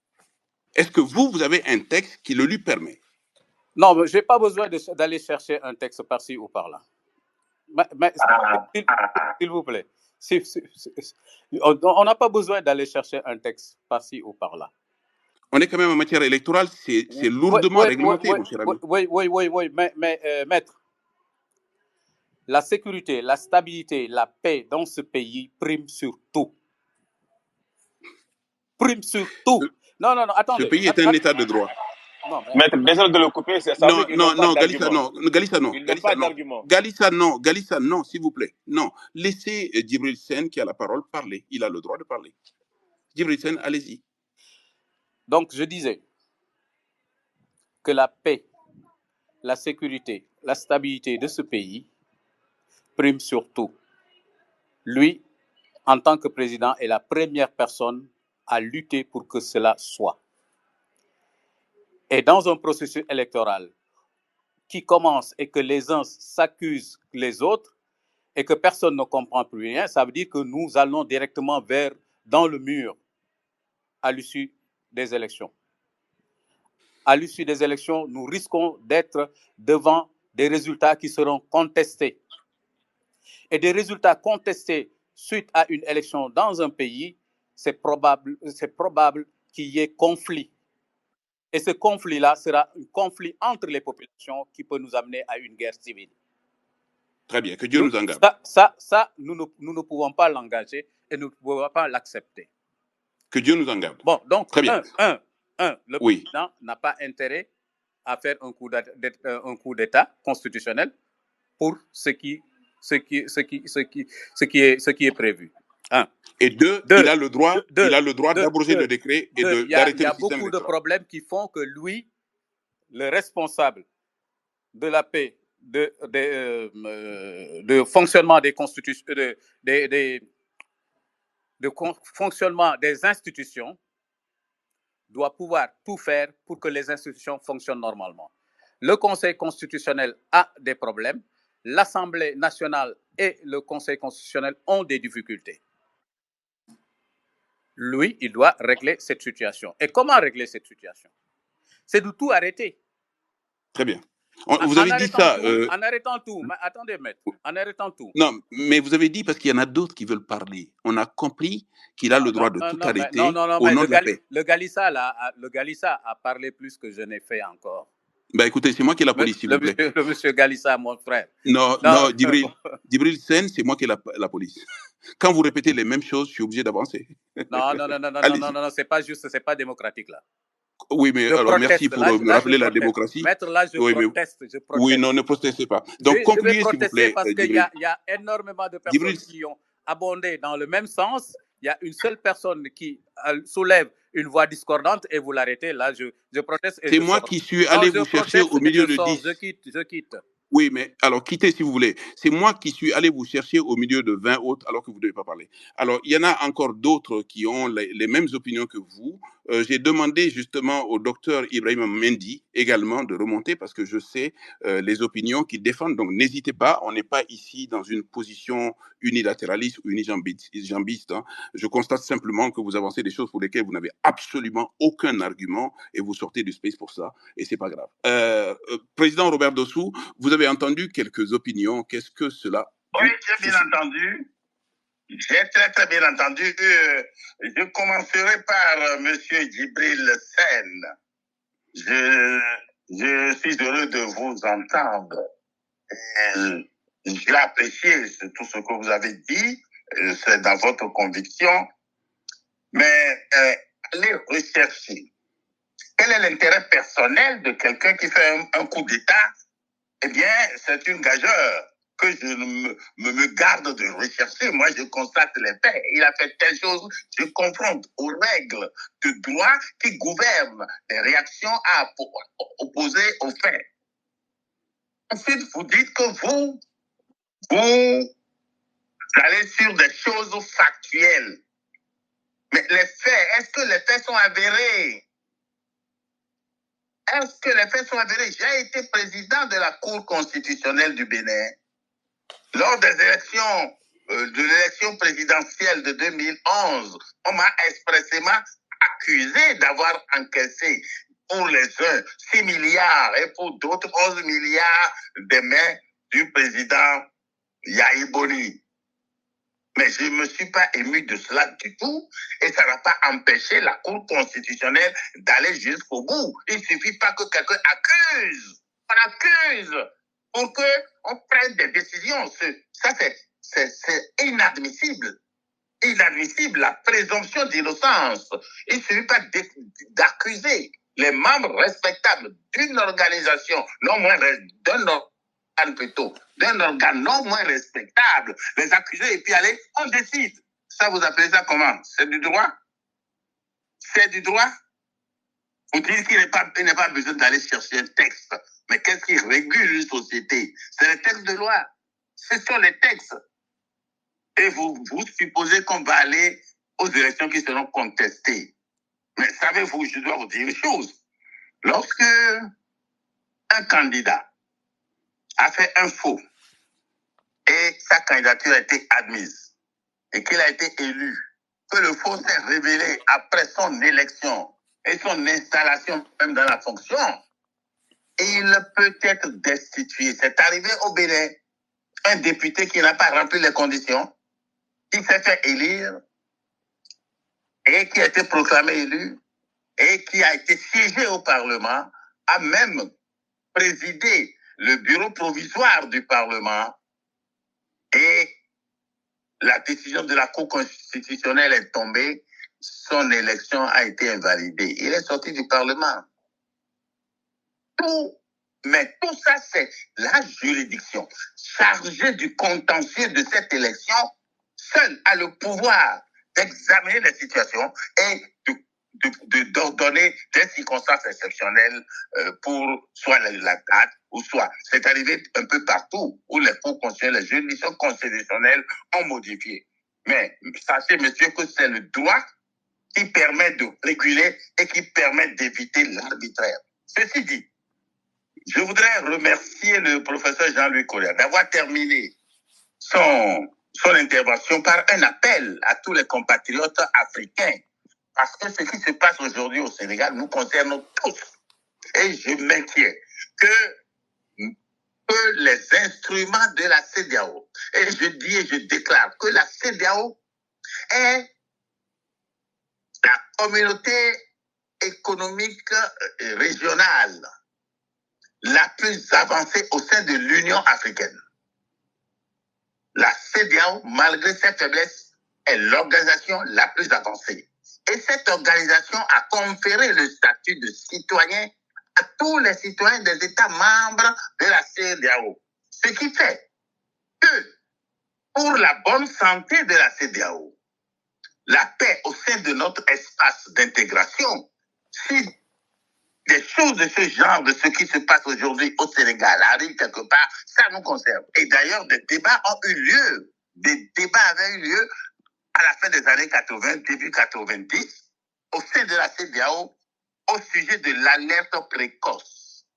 Et c'est à partir de là que des délégations de la CEDEAO ont été installées un peu partout. Mais lorsque cette délégation envoie des rapports pour donner l'alerte à Abuja, la réaction n'est pas toujours aussi rapide. Conséquence, nous avons eu des crises. Et il faut donc que les citoyens de la CEDEAO aussi se mobilisent autour de cette question-là. Ensuite, je vais aller sur un terrain de droit.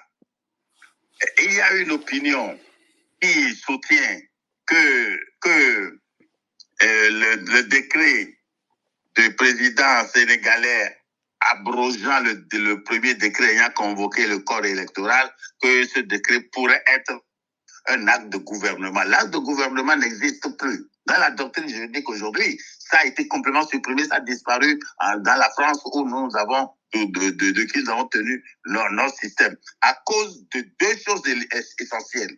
Le progrès énorme des droits de l'homme a fait disparaître l'acte de gouvernement.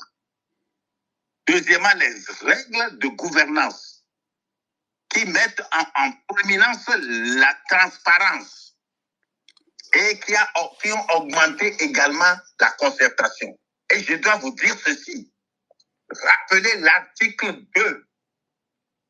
L'article 2, alinéa 1er du protocole additionnel de la CEDEAO sur la démocratie et la bonne gouvernance, qui a justement, j'aime bien en cette circonstance, c'est rappelé où ça a été adopté. Ça a été adopté à Dakar. Cet article dit aucune réforme substantielle de la loi électorale ne doit intervenir dans les 6 mois précédant les élections sans le consentement d'une large majorité des acteurs politiques.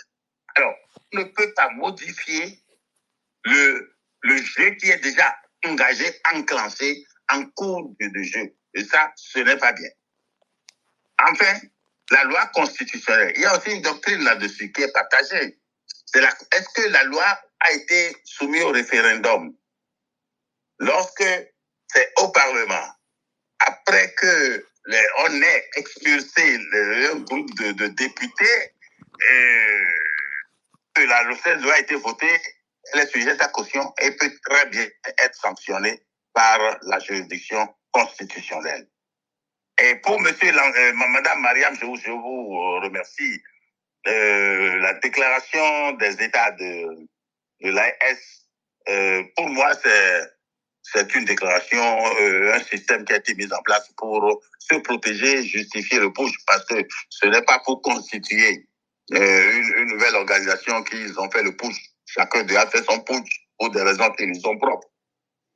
Mais maintenant, j'espère qu'ils ont un an. Il y a un an, on a encore une année pour que cette déclaration-là, non, pour que leur retrait de la CEDEAO soit définitif, ou en tout cas, même définitif aujourd'hui, et ce serait toujours un retrait provisoire. Nous sommes condamnés à aller ensemble. Nous, certains peuvent s'écarter des autres, les uns peuvent s'écarter des autres, mais tôt ou tard, on se retrouvera quand on étudie l'évolution des organisations africaines, on est obligé d'espérer que nous resterons ensemble. Quant à M.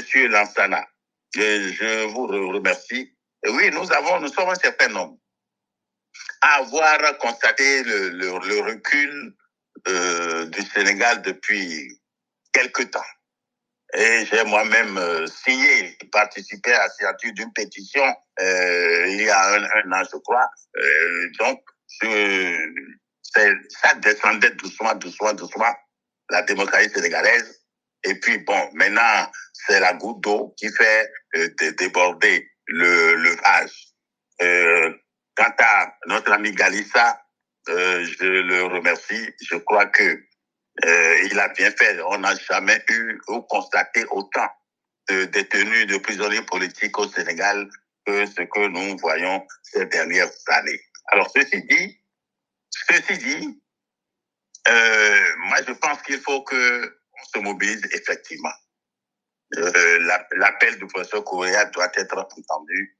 Voilà pour l'instant ce que je voudrais mettre dans le débat actuel. Merci beaucoup. Vous m'avez entendu? Très bien, on vous a bien entendu. La voix est tellement forte et puissante et en plus elle pénètre que on a tout entendu, Monsieur le Bâtonnier, et restez encore, souffrez de rester encore quelques temps avec nous, avec le professeur Jean-Louis Correa. Je vais donner la parole donc à Mex Sommet et ensuite à Sédik Kaba, qui sont donc deux de mes invités. Mex est burkinabé et Sédik Kaba est journaliste et nigérien. Mex.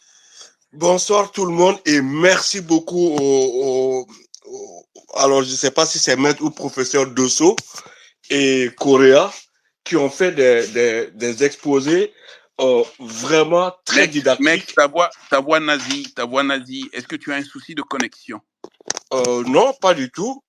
Donc vas-y. Vous m'entendez mieux là? Bon, pensez un peu sur la voix pour que j'entende bien. Bon, je remercie beaucoup maître ou professeur Dosso et le professeur Correa qui ont eu des exposés extrêmement didactiques pour des gens comme moi qui ne sont pas des juristes et encore moins des constitutionnalistes. J'ai posé une question, la seule question qui me reste, parce que tout est clair, hein, la seule question qui me reste, que j'ai posée dans le chat et à laquelle on n'a pas répondu. Maître Konaté, nous on ne l'entend pas, hein. Je ne sais pas si vous l'entendez. Vous m'entendez? Oui, vas-y, Max. Oui, j'ai posé ma question, la seule question qui me reste, je l'ai posée dans le chat, personne n'y répond, c'est est-ce que la commission d'enquête parlementaire qui a été créée pour auditionner les deux juges constitutionnels, est-ce qu'elle est régulière, légale ou pas? C'est le seul point d'interrogation qui me reste, parce que les choses sont tellement claires, en fait. Je reprends la question, Mex. Mex demande, la commission d'enquête parlementaire contre les deux juges constitutionnels pour corruption est-il régulier ou pas? Je pense que non, mais je n'en suis pas sûr. Donc lui-même pose une question et il répond. Pas du tout. Pour moi, c'est pas du tout régulier. Bon. Qu'il termine son... Vous voulez que je réponde à tout? Oui, vous pouvez répondre, monsieur le bâtonnier. Mais les textes qui régissent le Conseil constitutionnel du Sénégal sont formels. Aucun membre du Conseil constitutionnel ne peut être poursuivi, entendu, jugé sans l'avis conforme du dit Conseil.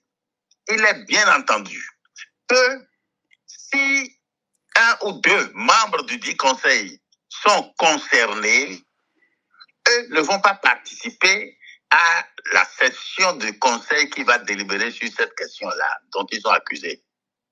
Ils s'abstiennent. Voilà la règle. Et cette règle, elle est créée et ça se pratique partout pour pouvoir protéger les juges qui, opérant dans le champ du politique, ne peuvent pas décider sans heurter telle fraction de la classe politique ou telle autre fraction de la classe politique. Donc voilà, c'est très clair. Et c'est la raison pour laquelle, quand Mamadou Tandja au Niger a lancé son tardaché et que la Cour constitutionnelle a voulu résister, et il a dissous simplement la Cour constitutionnelle et a nommé d'autres personnes à leur place. La suite, tout le monde la connaît. Alors, on n'a pas osé dissoudre la Cour constitutionnelle. D'office, aucune loi n'habilitait le président nigérien à l'époque à dissoudre et à remplacer, mais il a fait en dehors de toute règle. Et cette fois-ci, on a accusé, on a soupçonné, soupçon, accusation, ça ne suffit pas. Est-ce qu'ils ont été condamnés? Est-ce que, même si le fait est avéré, on ne peut pas, personne ne peut décider sans l'avis conforme des membres sains de la Cour. ou plutôt du Conseil constitutionnel, puisque c'est le titre officiel au Sénégal. Merci. Voilà, vous m'avez tout le monde entendu? Oui, très bien. On a bien entendu. Alors, donc, il y a, comme par hasard, quelqu'un qui réagit dans les chats qui dit quand vous invitez un Béninois à s'exprimer, vous avez droit à un exposé de grande qualité, comme vient de le faire notre doyen maître Robert Dossou, sans langue de bois et dans un langage que tout le monde comprend. Tu comprends bien, Robert, qu'il s'agit aussi d'un Béninois ici. D'un Béninois. C'est un Béninois. Merci pour ce. C'est un Béninois qui parle d'un Béninois. Oui, au fait, Maître Konaté, Maître Dossou. Oui. Alors, mec, en complément, mec, oui. Ce soir, le professeur Adotevi est mort à Ouaga. Comment? Le professeur Adotevi, qui est béninois aussi, est mort aujourd'hui à Ouaga. C'est lui qui a écrit Négritude et Négrologue. Non, il est décédé hier. Oui, c'est ça. Il est décédé hier le 7 novembre. C'est un de nos grands cerveaux ici. Et c'était un de mes mentors. Très bien. Dans la foulée, nous avons perdu au Bénin trois grosses têtes. Carlos Jérôme, Antoine Paulin et maintenant Adotevi Spero. Bon, qu'ils dorment tous en paix. Je donne la parole à Sédi Kaba. Alors, bonsoir maître, bonsoir à tous. Je pense que le caractère très large de notre auditoire prouve que cet enjeu dépasse le seul Sénégal, puisque comme vous l'avez si bien rappelé, il y a des Nigériens, des Béninois, des Guinéens et d'autres nationalités. Tout le monde se réunit aujourd'hui au chevet du Sénégal parce que... Alors, Robert n'entend pas très bien. Alors, je vais peut-être élever la voix. Je vais élever la voix pour être mieux entendu. J'ai dit, j'avais commencé par remercier Maître Konaté pour avoir pris cette initiative et la composition de notre auditoire et du panel prouve quand même que cet enjeu-là, l'enjeu de la crise au Sénégal, dépasse le seul Sénégal, il concerne l'ensemble du continent africain. Avant de donner la substance de mon intervention en 3 petits points, je voulais peut-être par des formations professionnelles verser à notre discussion que le Conseil constitutionnel a fait quand même un communiqué pour réagir à la mise en cause de ses 2 membres. Le Conseil a dit dans un communiqué qui a été lu, en tout cas que moi j'ai lu peut-être, que en tout état de cause, les 2 personnes qui sont soupçonnées aujourd'hui n'ont pas délibéré toutes seules. C'est une décision collégiale du Conseil constitutionnel. On ne peut pas prendre pour prétexte la mise en cause de ces 2 personnes-là pour mettre en cause la décision du Conseil constitutionnel. Et le Conseil a dit qu'il n'était pas question que l'Assemblée nationale enquête en vertu de la séparation du pouvoir. L'Assemblée étant le pouvoir législatif, il n'était pas question que la commission de mise en place entende les membres du Conseil constitutionnel, qui est le pouvoir judiciaire, et que s'il y a un problème, comme a si bien dit le professeur, c'est au niveau du pouvoir judiciaire que cela devait être réglé. Donc ça, c'est un élément d'information, à mon avis, que je voulais verser à la discussion. Maintenant, pour moi, il y a 2-3 points que je voulais soulever. D'abord, la question des enjeux. Effectivement, compte tenu de ce que le Sénégal a été jusqu'ici pour nous, la digue de la démocratie, presque on a vu la démocratie prendre des coups un peu partout, y compris au Bénin ces derniers temps, au Niger avec les coups d'État. Donc le Sénégal était devenu une sorte de dernière digue, et avec ce qui se passe aujourd'hui, il y a des inquiétudes légitimes que cette digue cède et qu'on se retrouve avec un reflux de la démocratie dans l'ensemble de l'Afrique de l'Ouest. Donc c'est pour cette raison, à mon avis, il est tout à fait normal qu'il y ait la mobilisation citoyenne qui va aujourd'hui au-delà du Sénégal pour empêcher justement que cette forfaiture prospère. Parce que même si Djibril Sène a avancé un certain nombre d'arguments, je crois que Maître l'a mis en difficulté en disant en vertu de quoi? C'est ça la vraie question. En vertu de quoi le président Macky Sall peut dire voilà que il y a un risque qu'il y ait la contestation électorale. Il y a un mécanisme. Lorsqu'il y a une contestation électorale, lorsqu'il y a une contestation des résultats des élections, il y a un mécanisme pour y faire face. Parce que dans ce cas, même si on fait une élection et que s'il y a un gagnant, le président Macky Sall peut dire que non, c'est lui qui a gagné, il y a un risque qu'il y ait une contestation de sa victoire et qu'on doit reprendre. Donc, on ne peut pas s'amuser dans un État démocratique à exercer des prérogatives qui ne sont pas prévues. Ça, c'est un premier point. Le deuxième point, compte tenu aujourd'hui du contexte que nous connaissons en Afrique de l'Ouest, moi, je suis inquiet. Il y a une crise de la mise en œuvre de la démocratie. Ce qui se passe au Niger, ce qui se passe au Mali est inquiétant.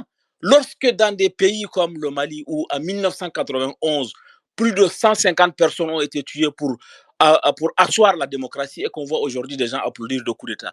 Lorsqu'on voit au Niger où en février 90, on a marché en tant qu'étudiant et qu'on a tué des gens pour avoir la démocratie et que les gens applaudissent aujourd'hui de coups d'État, il y a une crise de la démocratie qui ne peut pas justifier de coups d'État, mais nous devons voir comment on peut faire la démocratie pour qu'elle ne soit pas simplement un instrument de corruption pour les élites politiques. Et je profite de cela pour dire qu'aujourd'hui, une des conséquences de ce qui vient de se passer, c'est le risque qu'il y ait un divorce total entre l'opinion, la classe politique et l'opinion et les élites politiques. Le président Macky Sall, qui a vécu ce qu'il a vécu sous le président Wade, a quand même été accompagné par tous les démocrates sénégalais à cette époque-là. Et aujourd'hui, quand il s'installe au pouvoir, il crée la situation où on a appris ce soir qu'il y a 1500 détenus politiques au Sénégal. Donc, à mon avis, ça, c'est inquiétant. Et une des conséquences, quoi qu'il arrive de cette situation, c'est aujourd'hui le risque d'approfondir la fracture politique entre les élites et les élites politiques et les citoyens. Enfin, j'en termine par là. Ce qui est le plus grave pour moi et le plus inquiétant, si on ne trouve pas de solution, le 2 avril, le mandat du président Macky Sall se termine. Qu'est-ce qui va se passer au Sénégal? Qui peut prévoir ce qui va se passer? Parce que sa légitimité s'arrête le 2 avril. Si on ne trouve pas une solution, ce n'est pas cette loi que les députés ont adoptée dans les conditions où la gendarmerie est intervenue en plein Parlement. Moi, en tout cas, peut-être que je ne suis pas très vieux, mais c'est la première fois que je vois en plein Parlement les forces de l'ordre intervenir pour évacuer des députés de l'opposition parce qu'ils sont opposés. Ça, c'est à mon avis gravissime pour la démocratie sénégalaise et pour l'image de la démocratie sénégalaise. C'est pour cette raison, à mon avis, il n'est pas encore trop tard qu'on se mobilise pour imposer un rapport de force qui permette au Sénégal de retrouver la voie de la démocratie pour le Sénégal même, pour l'Afrique de l'Ouest et pour l'ensemble du continent. Merci, maître. Merci infiniment. Mariam insiste pour prendre la parole. Je la lui donne pendant 2 minutes. Après, je reviens à Maka Cissé et Karim Sida et Oumar Farouk. Mariam, pour 2 minutes. Oui, merci, maître. Est-ce que vous m'entendez? Oui. Très bien. Alors, je voulais revenir rapidement sur un point sur lequel je voulais préciser et expliciter, parce que dans la réponse de Dr Lansana Gagny, il est revenu dessus. Lorsque j'ai parlé d'une radicalisation des jeunes, je ne parle pas d'une radicalisation au sens, disons, négatif. Je dis que, et en lien justement avec la déception qui me semble être très claire de la part des jeunes, parce que, comme l'a dit, je crois que c'était Jean-Louis Correa, ou Lansana Gagny d'ailleurs, on leur enlève leur droit, leur espoir de pouvoir justement passer par les élections pour faire leur choix. Et je disais que à ce stade-là, vu que ce n'est pas juste aujourd'hui que les déceptions et les espoirs sont brisés, qu'on voit maintenant que au lieu de regarder justement comme un outil comme la CEDEAO qu'on rejette complètement parce qu'elle est labellisée comme elle n'est pas la CEDEAO des peuples, les jeunes se disent, si on leur enlève aujourd'hui cet espoir tant attendu, eh ben, plus rien ne va, on va plus parler de démocratie constitutionnelle, de juridiction, de droit, d'état de droit, on va passer à autre chose. C'est vraiment dans ce sens-là. Et je voulais le préciser parce que je ne voudrais pas le sortir du contexte. Voilà, merci. Merci. Merci infiniment. Pardon à ceux qui ont déjà parlé, je vais vous descendre pour que ceux qui n'ont pas parlé puissent monter pour gérer un peu le temps et je donne la parole à Maka Cissé. Et vous avez la latitude de remonter à tout moment, s'il vous plaît. Maka Cissé. Oui, bonsoir. Je ne sais pas si vous m'entendez. On vous entend. Merci beaucoup. En fait, moi, ce que je remarque, c'est que par rapport à la... Alors, Maka Cissé, il y a du bruit là où vous êtes. Hein. Ok, attendez. Il y a énormément de bruit. C'est bon comme ça? Oui, voilà. Veillez sur le bruit. Allez-y. Oui, c'est malheureusement les actions du président sénégalais, ils viennent de légitimer, pour moi, les coups d'État, hein. Donc on nous a bassinés, il fallait respecter les droits, la démocratie et je ne sais quoi. Et là, il s'est permis de faire quelque chose au vu et au nez de toute l'Afrique de l'Ouest. Et ce qui est gravissime, c'est qu'il fait partie des chefs d'État qui sont partis mettre des sanctions à d'autres pays parce qu'ils n'ont pas respecté parce qu'ils ont fait des coups d'État. Donc ils viennent faire un coup d'État. Je ne sais pas comment la CEDEAO va réagir parce que je trouve que c'est un peu mou. Mais de là vouloir sanctionner les populations sénégalaises, ça moi personnellement, moi je suis pas d'accord. Mais il faut vraiment que ces chefs d'État se remettent vraiment en cause parce que ça commence à chauffer un peu partout. Et on sait très bien qu'il fait toutes ces manœuvres-là pour éliminer le candidat du PASTEF. C'est juste ça en fait. Je pense pas qu'il y ait autre chose. Il a peur d'aller en prison et il veut pas se faire poursuivre après son mandat, c'est tout. Donc il essaye de mettre des garde-fous pour ne pas craindre qu'on le poursuive par derrière. Merci. Merci beaucoup, Makassissé. Je donne la parole à Karim Silla. Merci, maître. En fait, écoutez, en fait, tout ce qui se passe au Sénégal, bon, il est vraiment difficile de ne pas voir ça comme un coup d'État. C'est un coup d'État de notre genre, mais c'est un coup d'État tout de même. J'ai essayé d'écouter un peu la rationalisation que certains du camp présidentiel essayaient de faire, notamment même son ministre des Affaires étrangères. Mais j'avoue que il est très très difficile en fait aujourd'hui de pouvoir comprendre avec tout ce qui a pu pousser la situation à ce point-là. Bon, donc je ne vais pas revenir sur tout ce qui a été dit. Mais cependant, j'ai une question. Peut-être pour le professeur Dossou, peut-être pour d'autres personnes sur ce space, c'est la date des élections avait été établie. C'était, je pense, le 25 février. Bon, ma question est que si, par exemple, il y a un désastre... je n'entends pas bien, je vais le rappeler, Robert. Voilà. Voilà, vas-y. D'accord, ok. Voilà, Okay, donc que s'il y a, par exemple, un désastre, que Dieu nous en garde, mais que s'il y avait, par exemple, un désastre au Sénégal le 23 février ou le 24 février, quelles dispositions de loi existent pour ne pas faire les élections? Est-ce qu'il y a quelque chose même qui est prévu dans la loi, dans ces cas de figure, pour qu'il n'y ait pas d'élection? Voilà, c'était à peu près ça ma question, parce que c'est quelque chose quand même qui me torode un peu l'esprit depuis le jour où le président a fait sa déclaration. Très bien. Robert Dossou, la question de Karim Silla est la suivante. 1. Si par extraordinaire, pour un phénomène non prévu, le 23 février, c'est-à-dire 2 jours avant la date prévue pour l'élection, quelque chose d'extraordinaire se déroule au Sénégal qui fait que on ne peut pas tenir l'élection le 25, qu'est-ce qui va se passer?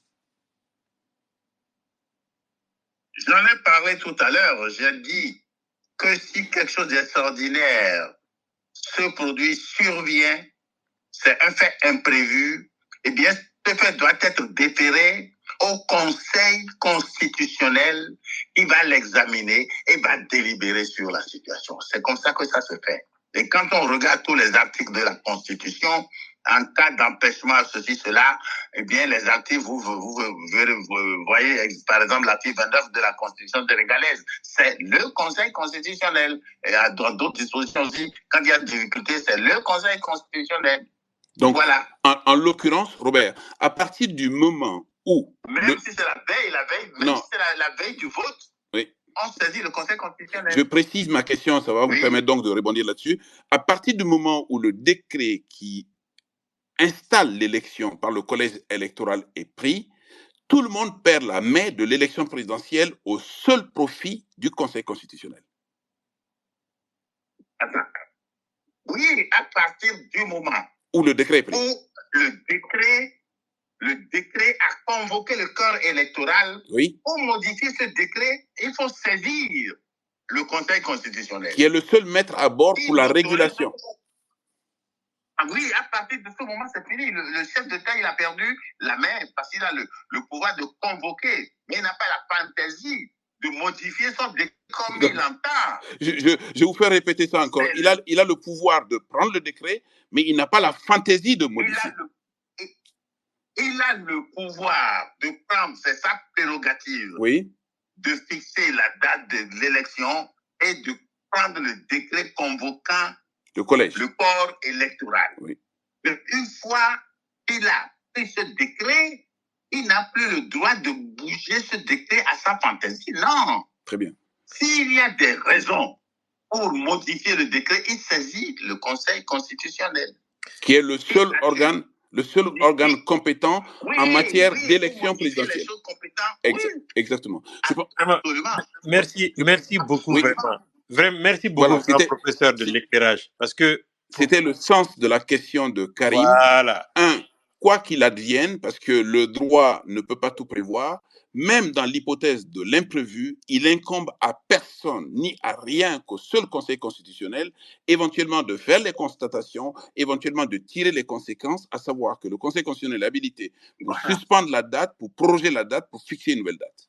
Voilà. Donc le dernier point, alors je pense qu'il y a alors espoir que le Conseil constitutionnel vraiment retoque toute cette chose-là et qu'on revienne vraiment, et tout le monde revienne à des meilleurs sentiments, quoi. Merci beaucoup, maître. En tout cas, mais oui, par exemple, je ne connais pas dans le détail le système juridique sénégalais.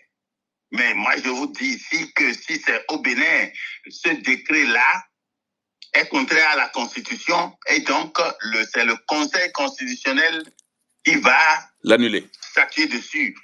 Ah oui, ce n'est plus la Cour suprême du tout. Mais maintenant, les juges sont indépendants, mais l'indépendance du juge est dans sa conscience. Et il y en a qui ont une indépendance très ferme, et il y en a qui peuvent trembler dans leur indépendance. Ça s'est vu. En conséquence, c'est le moment, en ce moment où il y a crise, que chacun des juges du Conseil constitutionnel doit fortifier sa conviction, sa conscience et son indépendance. Ça, c'est impérieux, sinon tout va aller à volo. Nous avons frôlé à des élections données ici. Au Bénin, on a frôlé les catastrophes, mais c'est grâce à la Cour constitutionnelle que la barre a été au fur et à mesure redressée. Nous étions, par exemple, une fois, je présidais la Cour constitutionnelle, on était à une élection, on était à 8 jours ou 7 jours du vote, lorsque les comités de la Sénat local, dans les localités, se sont mis en grève. Alors que les députés, il n'y avait plus de députés au Parlement pour les désigner. Les députés étaient déjà en campagne, il n'y avait aucun organe pour désigner. Alors, la Sénat a saisi la Cour constitutionnelle, c'est un fait non prévu, ça.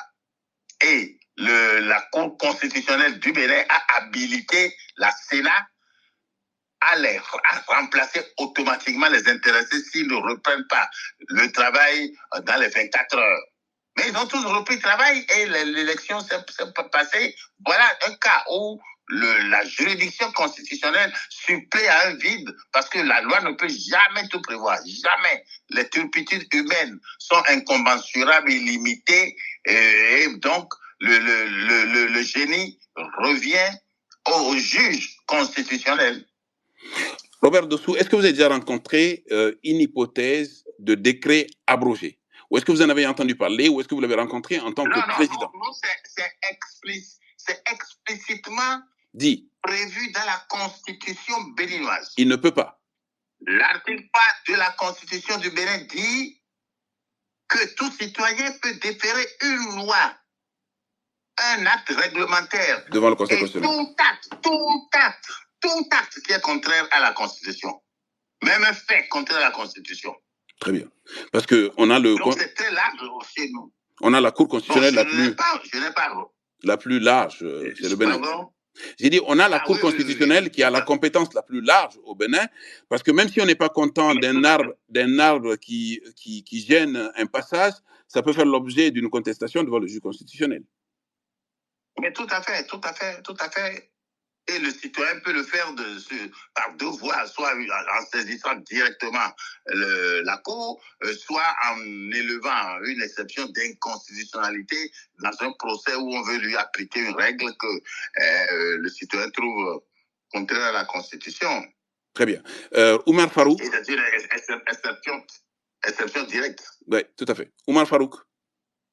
Bonsoir maître et bonsoir tout le monde. Ça fait vraiment plaisir de vous entendre, surtout sur ce genre de sujet qui engage très bien la nation, qui engage très bien surtout l'État-nation qu'est le Sénégal. Moi, ce que je voudrais rappeler, et surtout ce que vient d'expliquer, c'est comment encore le nom Le doyen, président Robert Dossou. Tout à fait. C'est juste que ça prouve et ça montre encore une fois que l'Afrique a traversé des moments très difficiles, mais aussi que l'Afrique s'est construite sur des bases que les gens doivent respecter et un président de la République ne saurait briser tout ce qui a été construit durant plusieurs années.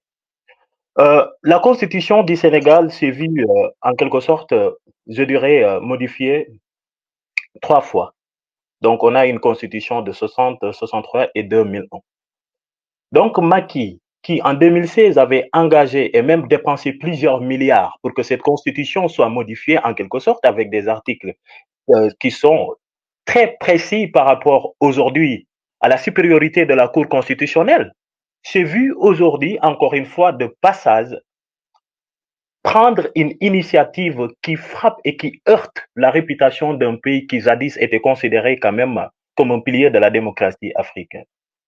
Donc, ce qui est engagé, ce n'est pas Macky, mais c'est surtout nos us en quelque sorte, maître. Vous êtes un homme de loi et vous savez très bien qu'il y a des problèmes dans la conception même de nos lois en quelque sorte. Quelquefois, les gens l'interprètent à leur guise.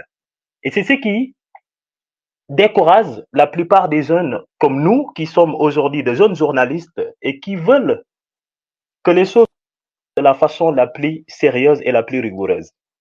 La Constitution du Sénégal, en son article numéro 4, modifié en 2016, encore une fois, article 1er, dit que les partis politiques et coalitions de partis politiques concourent à l'expression du suffrage dans les conditions fixées par la Constitution et par la loi. Je ne vais pas aller très loin. Et vous vous rappellerez que le président de la République, bien avant que l'on parle aujourd'hui de la Constitution, s'est permis de dissoudre la Sénat parce que tout simplement, il y avait un candidat à qui l'on avait refusé des fiches de parrainage et que le président de la Sénat, encore une fois, autant pour moi, le président de la Sénat avait décidé en quelque sorte de lui remettre ses fiches et on a vu le lendemain que la Sénat avait été dissoute. Ce même président, absolument, ça s'est passé ici au Sénégal, bien avant que ces problèmes-là, que l'on parle aujourd'hui de la Constitution ou bien même de la Cour constitutionnelle. Donc, rappelez-vous qu'il avait lui-même dissous la Sénat qui est chargée d'organiser des élections et de les superviser. Et il s'est permis derrière de reporter uniquement des élections ou une élection, mais qui n'a pas de problème. Parce que c'est cette même constitution que lui-même il a choisi ses propres juges, Monsieur le Président de la République du Sénégal. C'est permis de revenir pour parler de litige entre les pouvoirs judiciaires et même les pouvoirs législatifs. Alors que nous n'en sommes pas là. C'est pas ça le problème. Le problème, c'est qu'au Sénégal, il y a un président qui s'est pris pour un dieu depuis un certain temps. Un président qui bafoue toutes les règles du jeu. Un président qui s'est permis, dans ses boutades, de dire qu'il allait réduire l'opposition à sa plus simple expression. Donc, ce même président, quand il comprend que son candidat ou lieutenant avait en quelque sorte des problèmes de mobilisation et que l'opposition, avec peut-être le chef de l'opposition, si on peut se permettre de l'appeler ainsi, à un candidat, il s'est rendu compte que la chose était devenue très difficile. Maintenant, balayant d'un revers de main tout ce qui a été construit depuis 1960, il s'est lancé dans ce projet qui est un projet suicidaire. Donc, ce que vient de faire notre doyen du Bénin, c'est un cours, encore une fois. un cours pour la nouvelle génération, mais aussi c'est un cours pour les gens qui se lancent dans les études de droit. Cela ne devait pas être le problème. Si aujourd'hui ces magistrats-là s'engagent à respecter les lois de leur pays, on n'en serait pas là. Et que aussi si l'exécutif joue son rôle, en laissant les juges jouer leur rôle, encore une fois, aujourd'hui, on ne parlerait pas de la réputation du Sénégal. Le Sénégal ne serait pas la risée du monde entier. Mais malheureusement, les Africains s'attardent encore une fois dans ces détails-là et ne se préoccupent point de ce qui engage leurs concitoyens. Et c'est ce qui rend triste. La constitution du Sénégal, où les juges... Chutez maintenant, chutez. Ok. Les juges ne doivent pas aujourd'hui être sujets, je ne sais pas de quel procès. Mais malheureusement aussi, ces juges, il faut se poser des questions. Est-ce qu'ils n'ont pas donné au président de la République des gages pour se lancer dans ce projet, Monsieur Konaté? Très bien, merci beaucoup. Mesdames et messieurs, merci beaucoup. Pardon d'avoir dépassé d'1h11, mais la présence de Robert Dossou et de l'ensemble des personnes qui ont pris la parole aujourd'hui ne pouvait pas nous donner l'occasion de couper ce space-là. Et je pense que ce space-là est enregistré, il sera accessible.